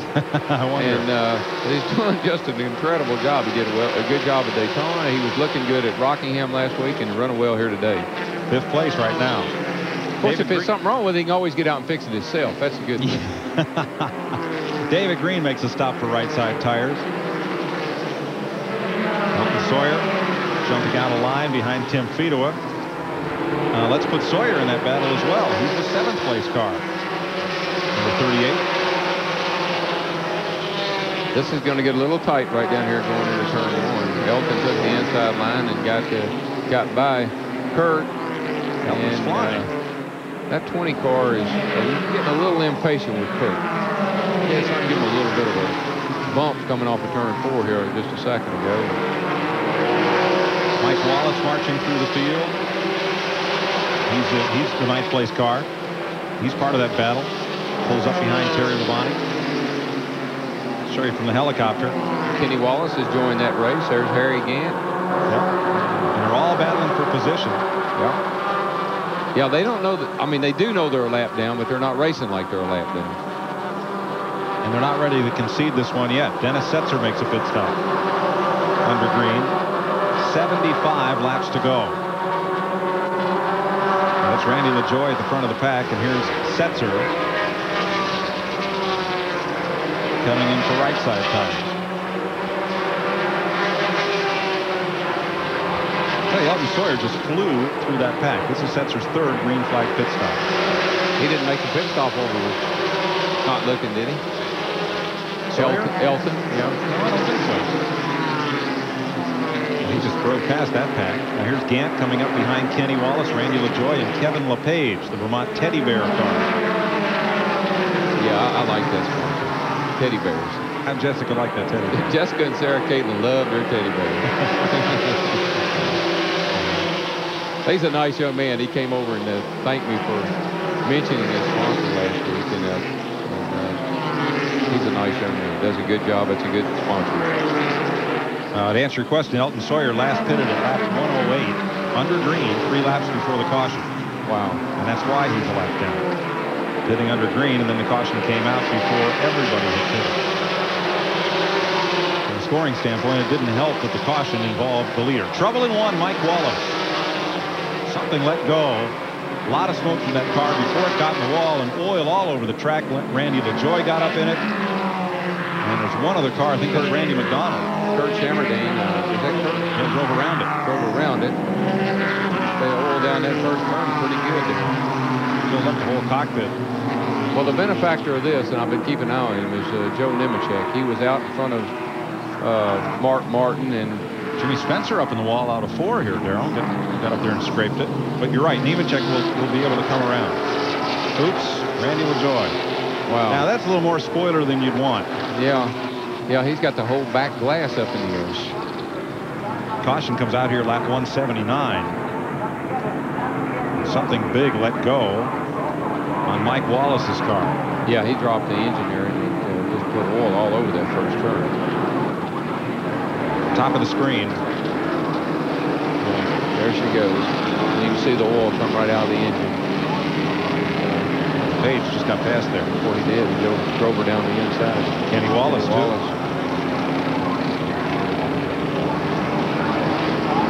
These guys that say that slow, what do you call those, pirouettes? Mm-hmm. I heard that on TV before.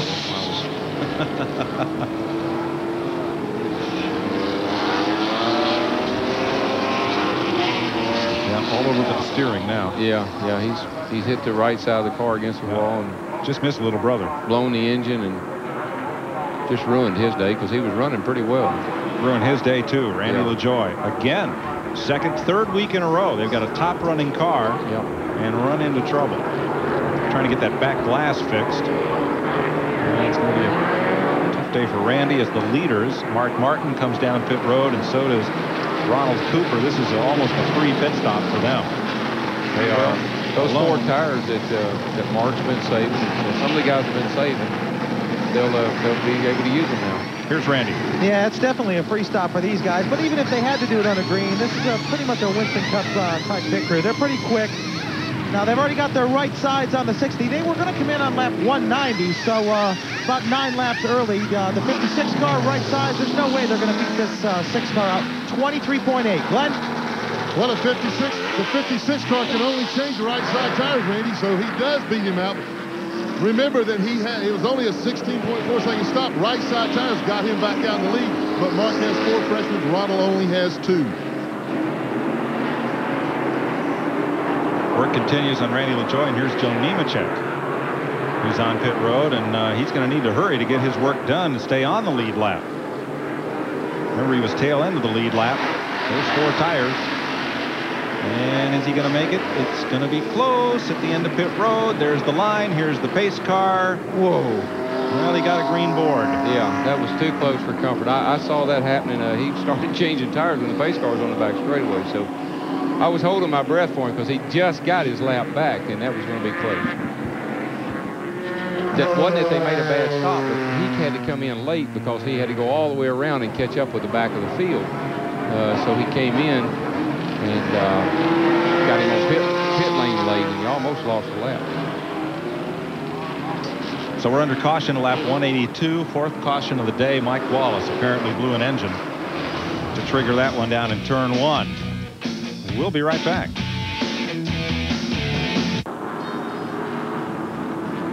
After pit stops here at Richmond, 3 cars are on the lead lap. Ronald Cooper with 2 fresh tires, and behind him Mark Martin and Joe Nemechek each with 4. Then a lap down, that big group of cars headed up by Elton Sawyer and Kenny Wallace. Tomorrow, race day on TNN is your one source in all of television that brings you all the latest news in racing. Same time, same station every week, and it's race day right here on TNN. Join Pat Patterson at 11:30 a.m. and then an update on all the days and weekends activities at 8:30 p.m. Eastern Time on the Nashville Network. Virginia is for lovers. Yeah, Emporia, Virginia fans. Yeah. They're gonna Virginia's for lovers. The governor's tourism office is going to post $10,000 to the Busch driver with the best finishes at the 2 Richmond races, the 2 Martinsville races, and the 1 South Boston race, and that's a $25,000 point deal altogether. Wow, that's pretty impressive. Well, it's a great promotion, and you know, maybe some of these guys that don't have sponsors, maybe they need to go around and talk to their tourism people and see if they want to get involved in racing, because you know, we do have a lot of appeal. Well, you look at this packed grandstand, and that's evidence of it. Draw a lot of folks to the races. Yep. Jimmy Spencer on pit road, the Food City Pontiac. Is Jimmy own that car himself? I don't think so. Dennis Shoemaker. Is the owner. Shoemaker Racing. He's given her a pretty good ride today. Yeah. He's been right up in the top 10 all day. It's become a grocery getter battle. You know, Winn-Dixie, Food City, Food Country. And there's Kirk Shelmerdine, who is going to go to the end of the longest line for this restart. How come, Randy? Guys, he did not pit. He has no tires left, so I don't know exactly how many tires he has or how many laps he has on those tires, but that's it for Kirk. What he's got, that's what he's going to finish with. That's bad news, because just about everybody's got a couple of tires on this caution flag. So even though he's running, I think he's running on the lead lap, and he's running 4th.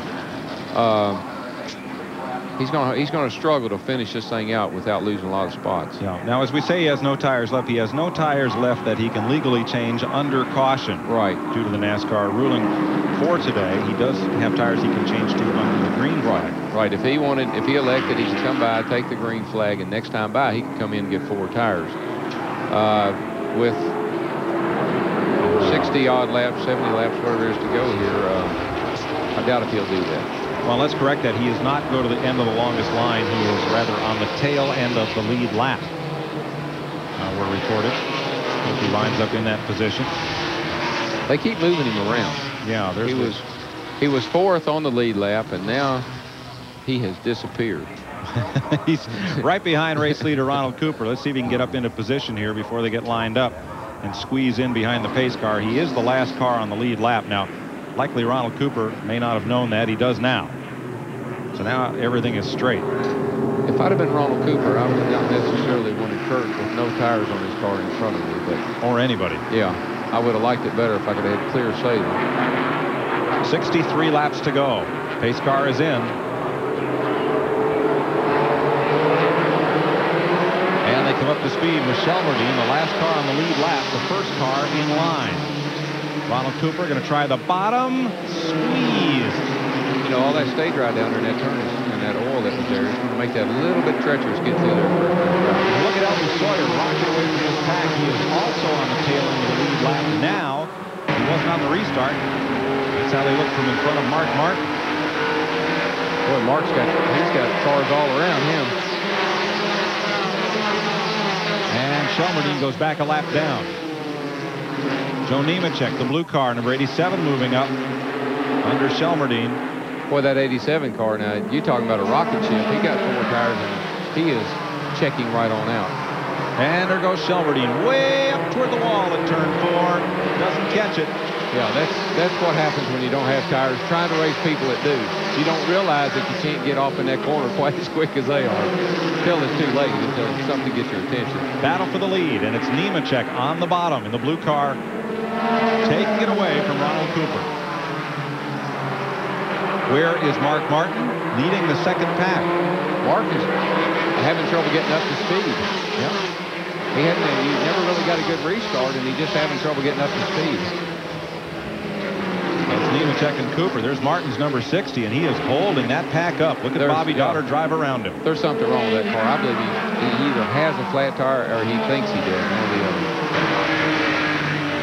Look at Kevin LePage and the Vermont Teddy Bear car right behind Martin. He is causing a big traffic jam. Not any fault of his own. He just can't go right now, and he's got people bottled up behind him. There's LePage now to the outside. Kenny Wallace going to have a look on the inside. Wide into the corner. Now, folks, that was a car that was leading the race just a few minutes ago. He came in, he got 4 tires. I'm not sure what the problem is, but there's got to be one. Well, we'll try and find out. Meanwhile, Nemechek's just stepping away. He has put Elton Sawyer a lap down. Yep. Ernie Sadler goes by. Harry Gant. Jason Keller. Jimmy Spencer. Tom Peck. Tom Peck's car showing the wear from the early going, but he's done a good job of keeping that thing in the race. And actually led the race at one time with it looking like it does. Peck, after having to make that green flag stop for tires, is 3 laps down. What's the story on Mark Martin, Randy? Well, guys, this could be an embarrassment for this team. They're not sure, but they might have the rights on the lefts and the lefts on the rights. So they're not quite sure. They're checking it out right now, but he's definitely squirrely. The tire companies make a different compound tire for the right side than they do for the left side of the car, which is usually softer. And those compound numbers are marked into the tires. They're not marked left and right. The teams usually do that, but... Well, for them to make a mistake of that magnitude, I find that hard to believe. Tire wear being the way it is, I'm not sure exactly what's going on. You can't imagine that they got those tires on backwards. Now, there's nothing to be gained by Mark stopping. He's the 3rd place car, and he's running at enough speed that he could likely stay out there and hold 3rd place. He's coming in. He just raised his hand up and told the guy behind him he's coming in. He's definitely got something wrong, and he's going to come in and see what it is. This is almost reminiscent of last week for Mark. Yes. Randy is there. Well, Mark has just come over the radio and said, I'm coming in, and I want you guys to figure out what's wrong. Correct me if I'm wrong, Darrell, but is it not illegal to have left sides on rights and rights on lefts? Yeah, that's, I mean, if there's a NASCAR official there and that is what happened, there'll either be a significant fine or else normally there's a penalty that goes along with it. But they've got to straighten out now. They got the new tires on.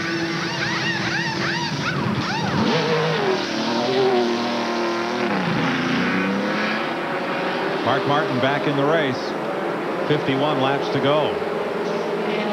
Well, that'll certainly make, that'll get Mark back up to speed, but he lost a lap there in the distance here. He's going to lose about a lap and a half, so caution flag's the only thing that will save him now. Even that may not. Yeah, well, Nemechek's car is real fast. Now, I figured he would be when he put those 4 tires on. He would have been our leader all along if it hadn't been for the caution flag, the fiasco we had there a little earlier. Right.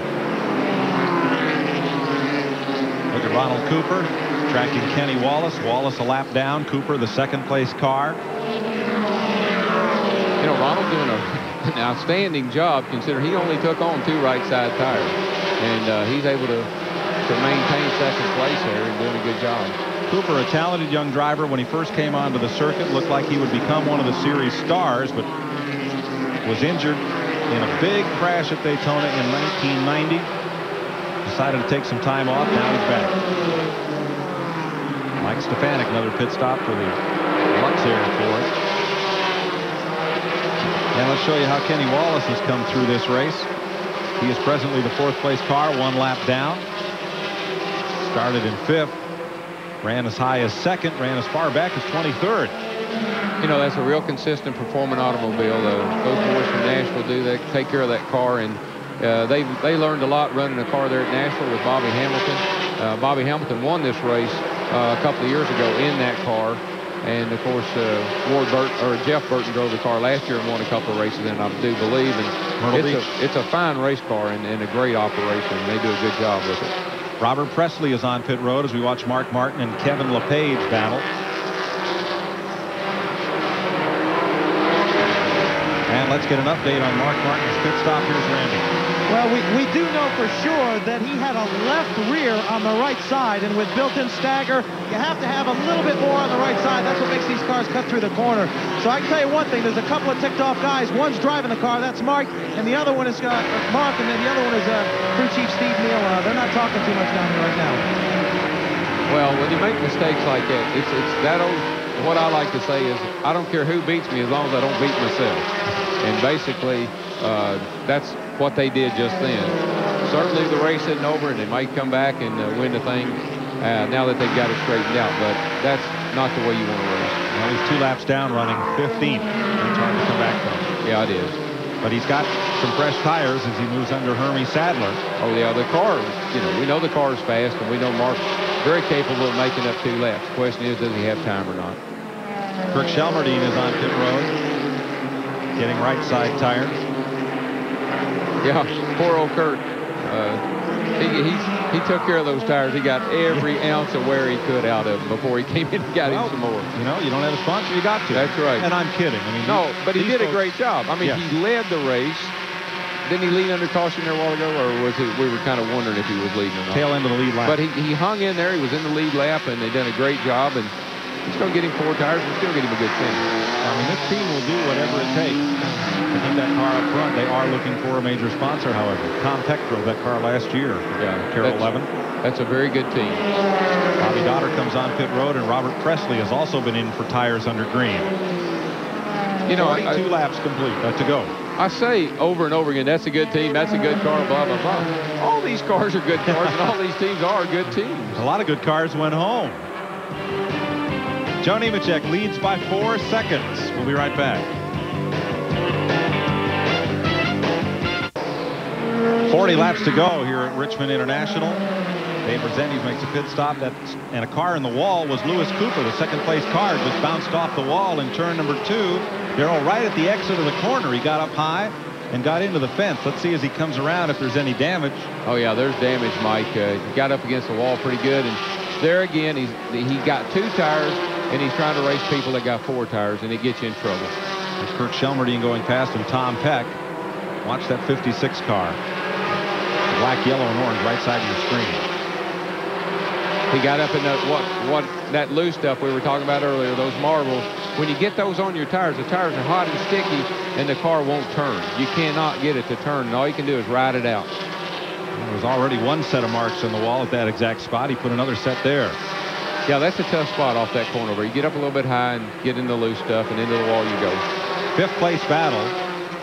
Terry Labonte and Harry Gant. Mark Martin is a lap below these guys. And here's the second place car on pit road. Ronald Cooper, after banging the wall, is in the pits, and Glenn Jarrett is there. Ronald Cooper brings the Johnny Cotton Chevrolet in for a stop that he definitely did not want to make. There's a lot of smoke coming from the right side. He has gotten the right side body into the wall, and therefore it's rubbing the tires. That's where all the smoke that you see is coming from. They're telling him now to shut it off. He's got more problems than just tires and just fender damage. We're trying to find out what it is and update you. Tough break for Ronald Cooper. That's a shame. He was having a great day of racing. Jim Bound just got up in the wall. Yeah, and while we're talking about Ronald Cooper in the pit, the 8th car, Kenny Wallace, got around our leader, and that puts him on the lead lap. He's at the tail end, but he is on the lead lap. And this battle now, instead of being for 5th place, is for 4th. Harry Gant taking it over from Terry Labonte. 33 laps to go. We said it would be a wild topsy-turvy race, and it has been. Oh, yeah. Anytime you've got a tire situation like we got, and you're going to have green flag pit stops, it just throws all the rules out, and you don't really know what to expect. 4th and 5th right here, 1 lap down. Kenny Wallace running just in front of the leader. He's the only other car on the lead lap with Joe Nemechek, and the report on Ronald Cooper is that he broke a right front brake caliper. They have isolated that from the brake system, and he's back on the racetrack. Yeah, he won't be able to run very fast, and he won't be up to speed, but maybe he can still salvage a good finish after having a great run. Nemechek battling David Green, and Green is well out of the lead. He will now go 4 laps down to 21st place. And Kenny Wallace in number 8, the Phil Martossi TIC Financial Ford, is the last and only other car on the lead lap, just in front of Nemechek. Yeah, I'm not sure if Joe's really that concerned right now. I'm thinking Joe's probably saying, I just want to take care of this thing and get it to the finish. That's the only car I got to worry about, and I can see him. So I think he's pretty comfortable right now. And Kenny's sitting there saying, please, please, let's have a caution and don't let it be me. Right. That's exactly right. If Kenny got a caution, I don't know what his tire situation is, but if he got a caution, he had some tires left, he might be good to go. Joe Nemechek's last win, New Hampshire, August 1992. He held off Dale Earnhardt coming off turn 4 on the last lap. Well, we know he won't have to do that today anyway. That's right. If you joined us late, Dale Earnhardt, first time in his Busch career, failed to qualify. Ronald Cooper has gone behind the wall. What a heartbreaker of a day. No contest for the Goodies Headache Award today. No, that's a shame. That car was so good, and he ran so well, and it's really gratifying to see a guy come back like that and have a good run like he had, and just kind of disheartening to see it end the way it did. Roy Payne in for tires. And now, Harry Gant and Elton Sawyer. I'm going to tell you, Elton just lives up the road here. He lives up in Hampton or Langley, I think it is, and are used to. This is like a home track to him almost. To see Elton run that well in that car is really, really, it's exciting for him, I know. His wife, Patty Moise, tried to qualify, didn't make the show. Well, maybe she helped him get his car running better. Helped him tune it up or something. Maybe. That's a good group of guys, though. Bob Sutton, he worked for me for a while, and I'm glad to see him having a good day. Here's Ricky Craven and Johnny Benson. Craven is in 7th place, 1 lap down, while Benson is 13th, 2 laps down. Well, Cravens is having a good day, and, you know, he owns that car himself this year. And, in the wall, Randy LaJoie, turn 2. Narrowed it up a bit. I don't believe we're going to get a caution, though, Mike. Well, he'll make it to the pits. Doesn't seem to be a problem. If you see how people are having trouble down in turns 1 and 2, and that turn just gets a lot of debris. It's the way you sweep off into that turn. You come off of this front straightaway, and you sweep into that first turn, and actually just really throw a lot of debris and rubber up in that outside line. If you get up in it, you just into the wall. LaJoie is not stopping this time, but they may bring him in. Here's the aftermath. He hit it way up before everybody else did. You see all that dirt and debris and dust flying up in the air, and that gets stuck to those real soft, sticky tires, and you just got no control. He's staying on the racetrack. He is running, let's see now, 2 laps off the pace. He's pretty well used that old girl left today, though. She's pretty beat and battered. I said 2 laps. Excuse me. He is way off the base. 27 laps down. My mistake. Johnny Benson driving the Staff America number 74. Has it been a big adjustment coming out of ASA and coming into the Busch Series?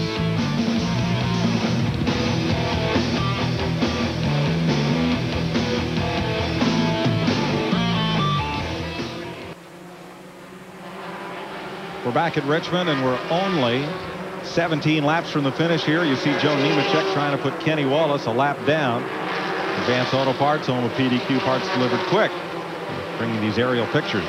Kenny had gotten by Joe a little bit earlier there, and now Joe's chased him back down, and he's trying to put him a lap down, and that'd put the whole field a lap down if he could do that. And Mark's chased up into the picture here, but Mark's a couple laps down. I don't think he's going to be much of a factor. Well, the man who was on the lead lap with Nemechek, Ronald Cooper, has taken his car to the garage. Let's go there. Well, work continues on Cooper's car. Ronald has climbed from the car. Looks like they're going to have an awful hard time getting back in. But Ronald, you had a great run going. What happened out there? Well, when we made that last pit stop, we only got 2 tires, and the car got off a little bit. And, you know, I was one with 3 of us in the lead lap, so I was sort of just biding my time with a few laps left. And just got down there whenever Harry and Terry went to get their lap back. I just got a little high and, you know, got up in the loose stuff, crashed the car, just, you know, driver error. Well, it's got to make you feel good to know after that layoff you can still come back and run with these guys. Well, you know, we figured it'd take us 2 or 3, 4 or 5 races to be in a position to win a race. You know, somewhere in there you got to be in a position to win before you can win. So today it'd give us a lot of confidence as far as running up front and some strategy. I'll just have to do a little better next time.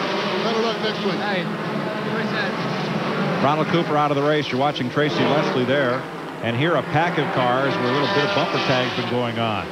Yeah, it just takes so little right now, Mike, to get those cars up in that loose stuff. And there goes Tracy Leslie off the front bumper of Mike Stefanik as Kirk Shelmerdine looked like he was going way up toward the wall. Yeah, the tires are gone again. We got cars everywhere, Mike. Got another one in the wall down here. That's Spencer. The tires are gone off the cars again, and they get up in that loose stuff, and they won't cut. And Nemechek's racing the 8 car back here to keep him a lap down. I don't know what's going to happen. It's going to be close. Nope, Kenny stays on the lead lap. Great break for Kenny Wallace. Puts him in position to win this race. There are now 11 laps to go, and Jimmy Spencer is not happy. I believe he was waving at Shauna Robinson. 11 laps to go. They will restart. When they restart with less than 10 laps to go, the restart will be single file. So that means Kenny Wallace will come right around behind Joe Nemechek for the restart. Well, I don't think it's a real big deal because Nemechek had chased Wallace down and was trying to put him that lap down when the caution came out. Unless Kenny's got tires and can make a pit stop here, I still think Joe's in the driver's seat. Tracy Leslie will come to pit lane after the altercation with Mike Stefanik. I said ooh down there because it looked like Kirk Shelmerdine was going to drive himself up into the turn 1 wall. There's Kirk on the right, and there he goes. Tracy comes down, and Mike Stefanik was already there. You know, it's almost like there was oil in that turn because the 72 car got a little bit sideways loose. The 19 car went up high into that turn, and then the 72 came down into the 1 car. So it's almost like something was in the turn down there that caused those cars all kind of go crazy at once. I don't know what happened to Jimmy up here in turn 3. I looked up, and he was headed straight into the wall. Boy, these things they aren't over till they're over, are they, Mike? No, Darrell. 10 laps to go. I was just ready to undo my microphone and get ready to go across the track to do a little Winston Cup practice, and I thought this thing was pretty well in the bag, but here we are. Joe Nemechek thought so too. Yeah. And like we were saying, Kenny Wallace was hoping, please let there be a caution, and there was. He stays on the lead lap. Now it's a matter of how quickly they can get Jimmy Spencer's car removed. Pace car has slowed up its progress here. Mike Stefanik comes to pit lane. That crew's had a workout today. Well, this is a leading driver's worst nightmare. You're sitting there thinking, I got this thing in hand. I got the second place car right in front of me. All I got to do is just keep him there, nurse this thing to the finish, and it's an easy win. Now you got the guy coming around and right on your back bumper, and the big thing here is, though, nobody's got any tires left. So it's ever who was good before still going to be good now. Dennis Setzer and Robert Presley come in for tires. And remember, single file restart. That's a long way to come from the back of the pack. Nemechek and Kenny Wallace are on the lead lap. Third is Harry Gant. Fourth is Elton Sawyer. Fifth is Terry Labonte. That's a battle we'll want to watch when we get the restart. Sixth is Hermie Sadler. Seventh, Ricky Craven. They are all 1 lap down. 2 laps down, Mark Martin is 8th. Tim Fedewa 9th. Jason Keller 10th. And Mike McLaughlin 11th. 12th, Johnny Benson. 13th, 3 laps down, Kevin LePage. 14th is Robert Presley. 15th is Jim Bound. And 16th, Tracy Leslie. 17th is Mike Garvey. Also on that lap are David Green, Kirk Shelmerdine, and Tom Peck. Let's get an update on Nemechek's tire situation. Let's go to the pits.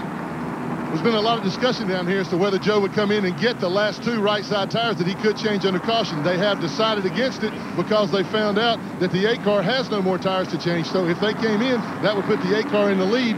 They would only have 2 right side tires, no fresh left side tires, and we saw exactly what that did to Ronald Cooper, made the handle on the car go away. So they have decided to stay out there, will not change tires. They're going to make Kenny Wallace catch them on the racetrack. You know, Mike, the thing here is not who's going to win the race. I think Joe's going to win the race unless something happens to his race car. The question here is, these cats are all lined up behind him 1 lap down. Harry Gant, Elton Sawyer, Terry Labonte. Hermie Sadler somehow or another finds himself in the thick of things every week, and here he is, 6th place. And that's going to be the shootout here when they drop the green flag, is who's going to run third. Elton Sawyer, we're told, has a different kind of problem. Here's Randy. Well, Bob Sutton, park car owner, I guess it's know when to hold them, know when to fold them. You guys got stuck with 2 new tires, and you really can't get them on. You can't afford to pull out a line, can you? No, I really can't at this time. It's a shame we got a lap down there in that one deal, but, you know, the Ford Credit Red Car Police Thunderbird's really running good today. And I tell you, it's been a good day for us, and we're glad for Hoosier Tires. They're doing a good job. Okay, good luck next week, too. Thanks. I want to say a special hello to Papa Joe Herbert. He's getting well in Kannapolis. 1 lap to go, we'll go racing. Hi to Ned Jarrett, the host of Inside Winston Cup Racing, recuperating from back surgery this weekend, and Bruce Roney, one of the NASCAR officials on the circuit. He's also on the men. They're both missed here at Richmond this weekend. There is Elton Sawyer. Now, with this new restart rule in the last 10 laps, there's only 1 car that can move up in line, and that's Kenny Wallace, who is on the lead lap. The lead lap cars can move up into single file order, and everybody else has to start behind them in single file order and is not supposed to change position.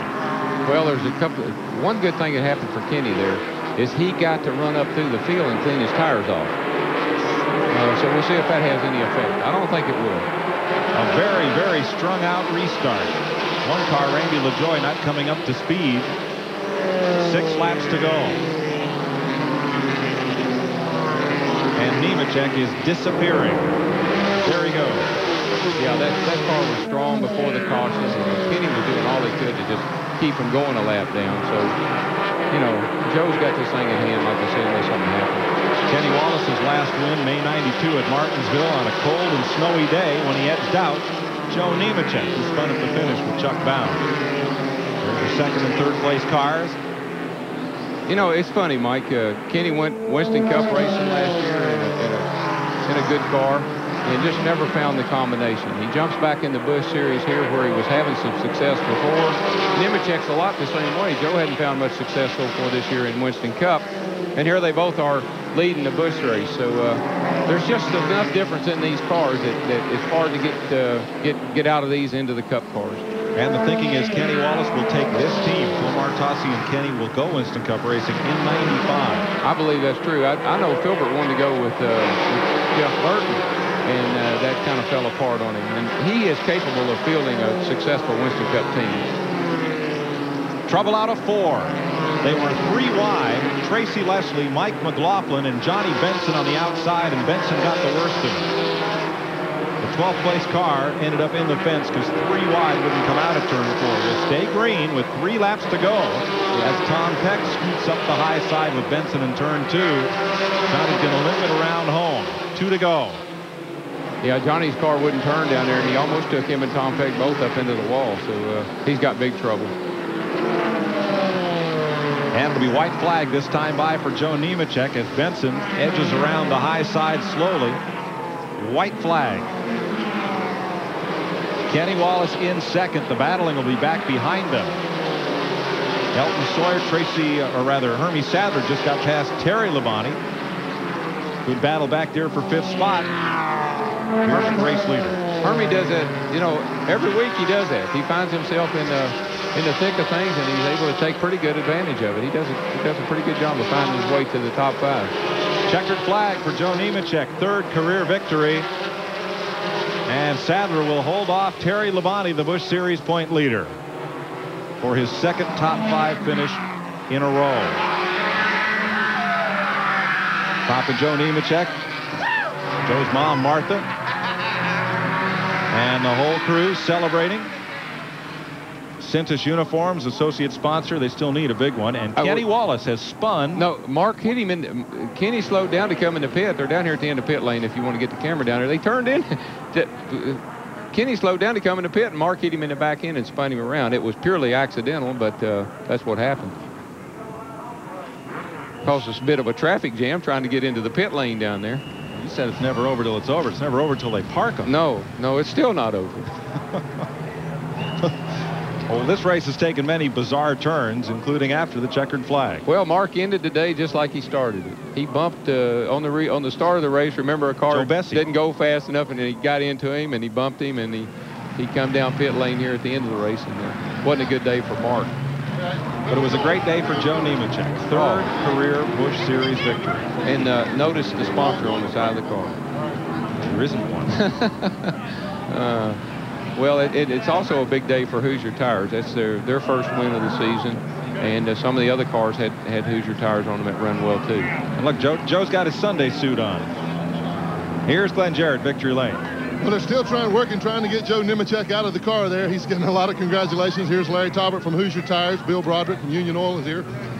We'll try to get a word with him here, giving him that Hoosier headband. Here comes Joe out of the car. Big wave to the fans. Joe, been a long time since I got to talk to you this way. What a great run. Well, it was. You know, my hat's off to the team. We've been working hard.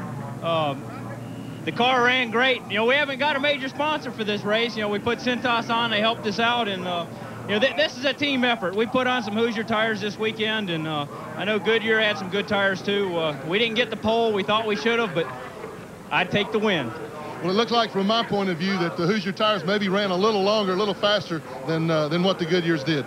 Well, the Hoosier tires are just excellent. I mean, I think we had a pretty dominant car. When we unloaded off the truck, we were fast, and that's the way the race went. It went my way. Feel good to be back in victory lane. It's been since New Hampshire '92, so hopefully we're going to get a few this year. Okay, now let's go to Randy Pemberton. I'm with the 2nd place finisher, Kenny Wallace. We're trying to get him to smile here. These guys are so competitive. Second's great, but he's not too happy about it. I know you'd like to win. You know, I'm happy. I am. But, you know, the car ran so good all day long, and somehow through all those green flag pit stops we got down that lap, we had to make our lap up and be patient with traffic. And there at the end, I thought I had a shot at Joe. But when they gave us one to go, I couldn't get nobody. And if you've seen on the replay, I had to go on the outside. I picked up all that rubber on the tires. And I couldn't get them cleaned up, you know, and when they dropped that green flag, Joe just drove away from me. But it was a good run for the TIC Financial Race Car, the whole Philmar race team. We're tough. We just got to keep on running hard. Well, that just goes to show that you guys are back. I mean, you were up the Winston Cup last year. You're here, but you're making the best of it. And I'd say championship contender. Oh, you know, definitely. I mean, you don't want to be cocky, but I tell the guys all the time, you know, last week in Rockingham, it hurt us. We were running 3rd and broke a valve. But you know, like I say, I think we're in pretty good shape. We just got to keep our heads down and do exactly what we've done today. Get down a lap and never quit, never say die, and just keep digging. Okay, good luck next Thank you. Appreciate that. Kenny Wallace, good, strong 2nd place finish here. And we'll be back with closing comments from Richmond International Raceway after a bizarre 250 laps right after this. Coverage of today's Hardees Frisco 250 exclusively on TNN has been brought to you by Smooth Busch Beer and Easy Drinking Busch Light. Well, Darrell, it was a wild one here at Richmond today, but A couple of the cars, a couple of cream rose to the top there, and Joe Nemechek, a worthwhile winner. Yeah, if you think today was wild, wait till tomorrow, because there's going to be a lot of green flag pit stops tomorrow, and tires are going to be a factor again tomorrow, just like they were today. I was very impressed with Joe Nemechek's car all day long, this morning in practice and in the race itself. The Hoosier tires, they did the job. Kenny Wallace, if that car stays together, that car will win some races, and he'll be a factor in the Winston Cup or in the Busch Championship this year. Let's have a look at the point standings. Here's our update this week of the Busch Series points. Terry Labonte extends his lead. Hermie Sadler's right there. Robert Presley, Kenny Wallace moves up. Harry Gant, the Bandit, in 5th. Well, 2 weeks from today, we're off to Martinsville Speedway, and that's always a wild one. Yeah, I don't know if I'm going to be there or not. If I'm not, I know it's in good hands. I know you'll take care of everything, and of course Baker will be back by then. And oh gosh, he knows all about Martinsville. What did he need me for? Some good guys really had good finishes today. Elton Sawyer and Hermie Sadler and Terry Labonte and some of the other guys that were up there today. Good show, good show. Thank you, Darrell Waltrip. Thanks, too, to Glenn Jarrett, Randy Pemberton down on pit road. I'm Mike Joy for all of us at TNN, congratulating Joe Nemechek on his 3rd career Busch Grand National victory in the Hardees Frisco 250.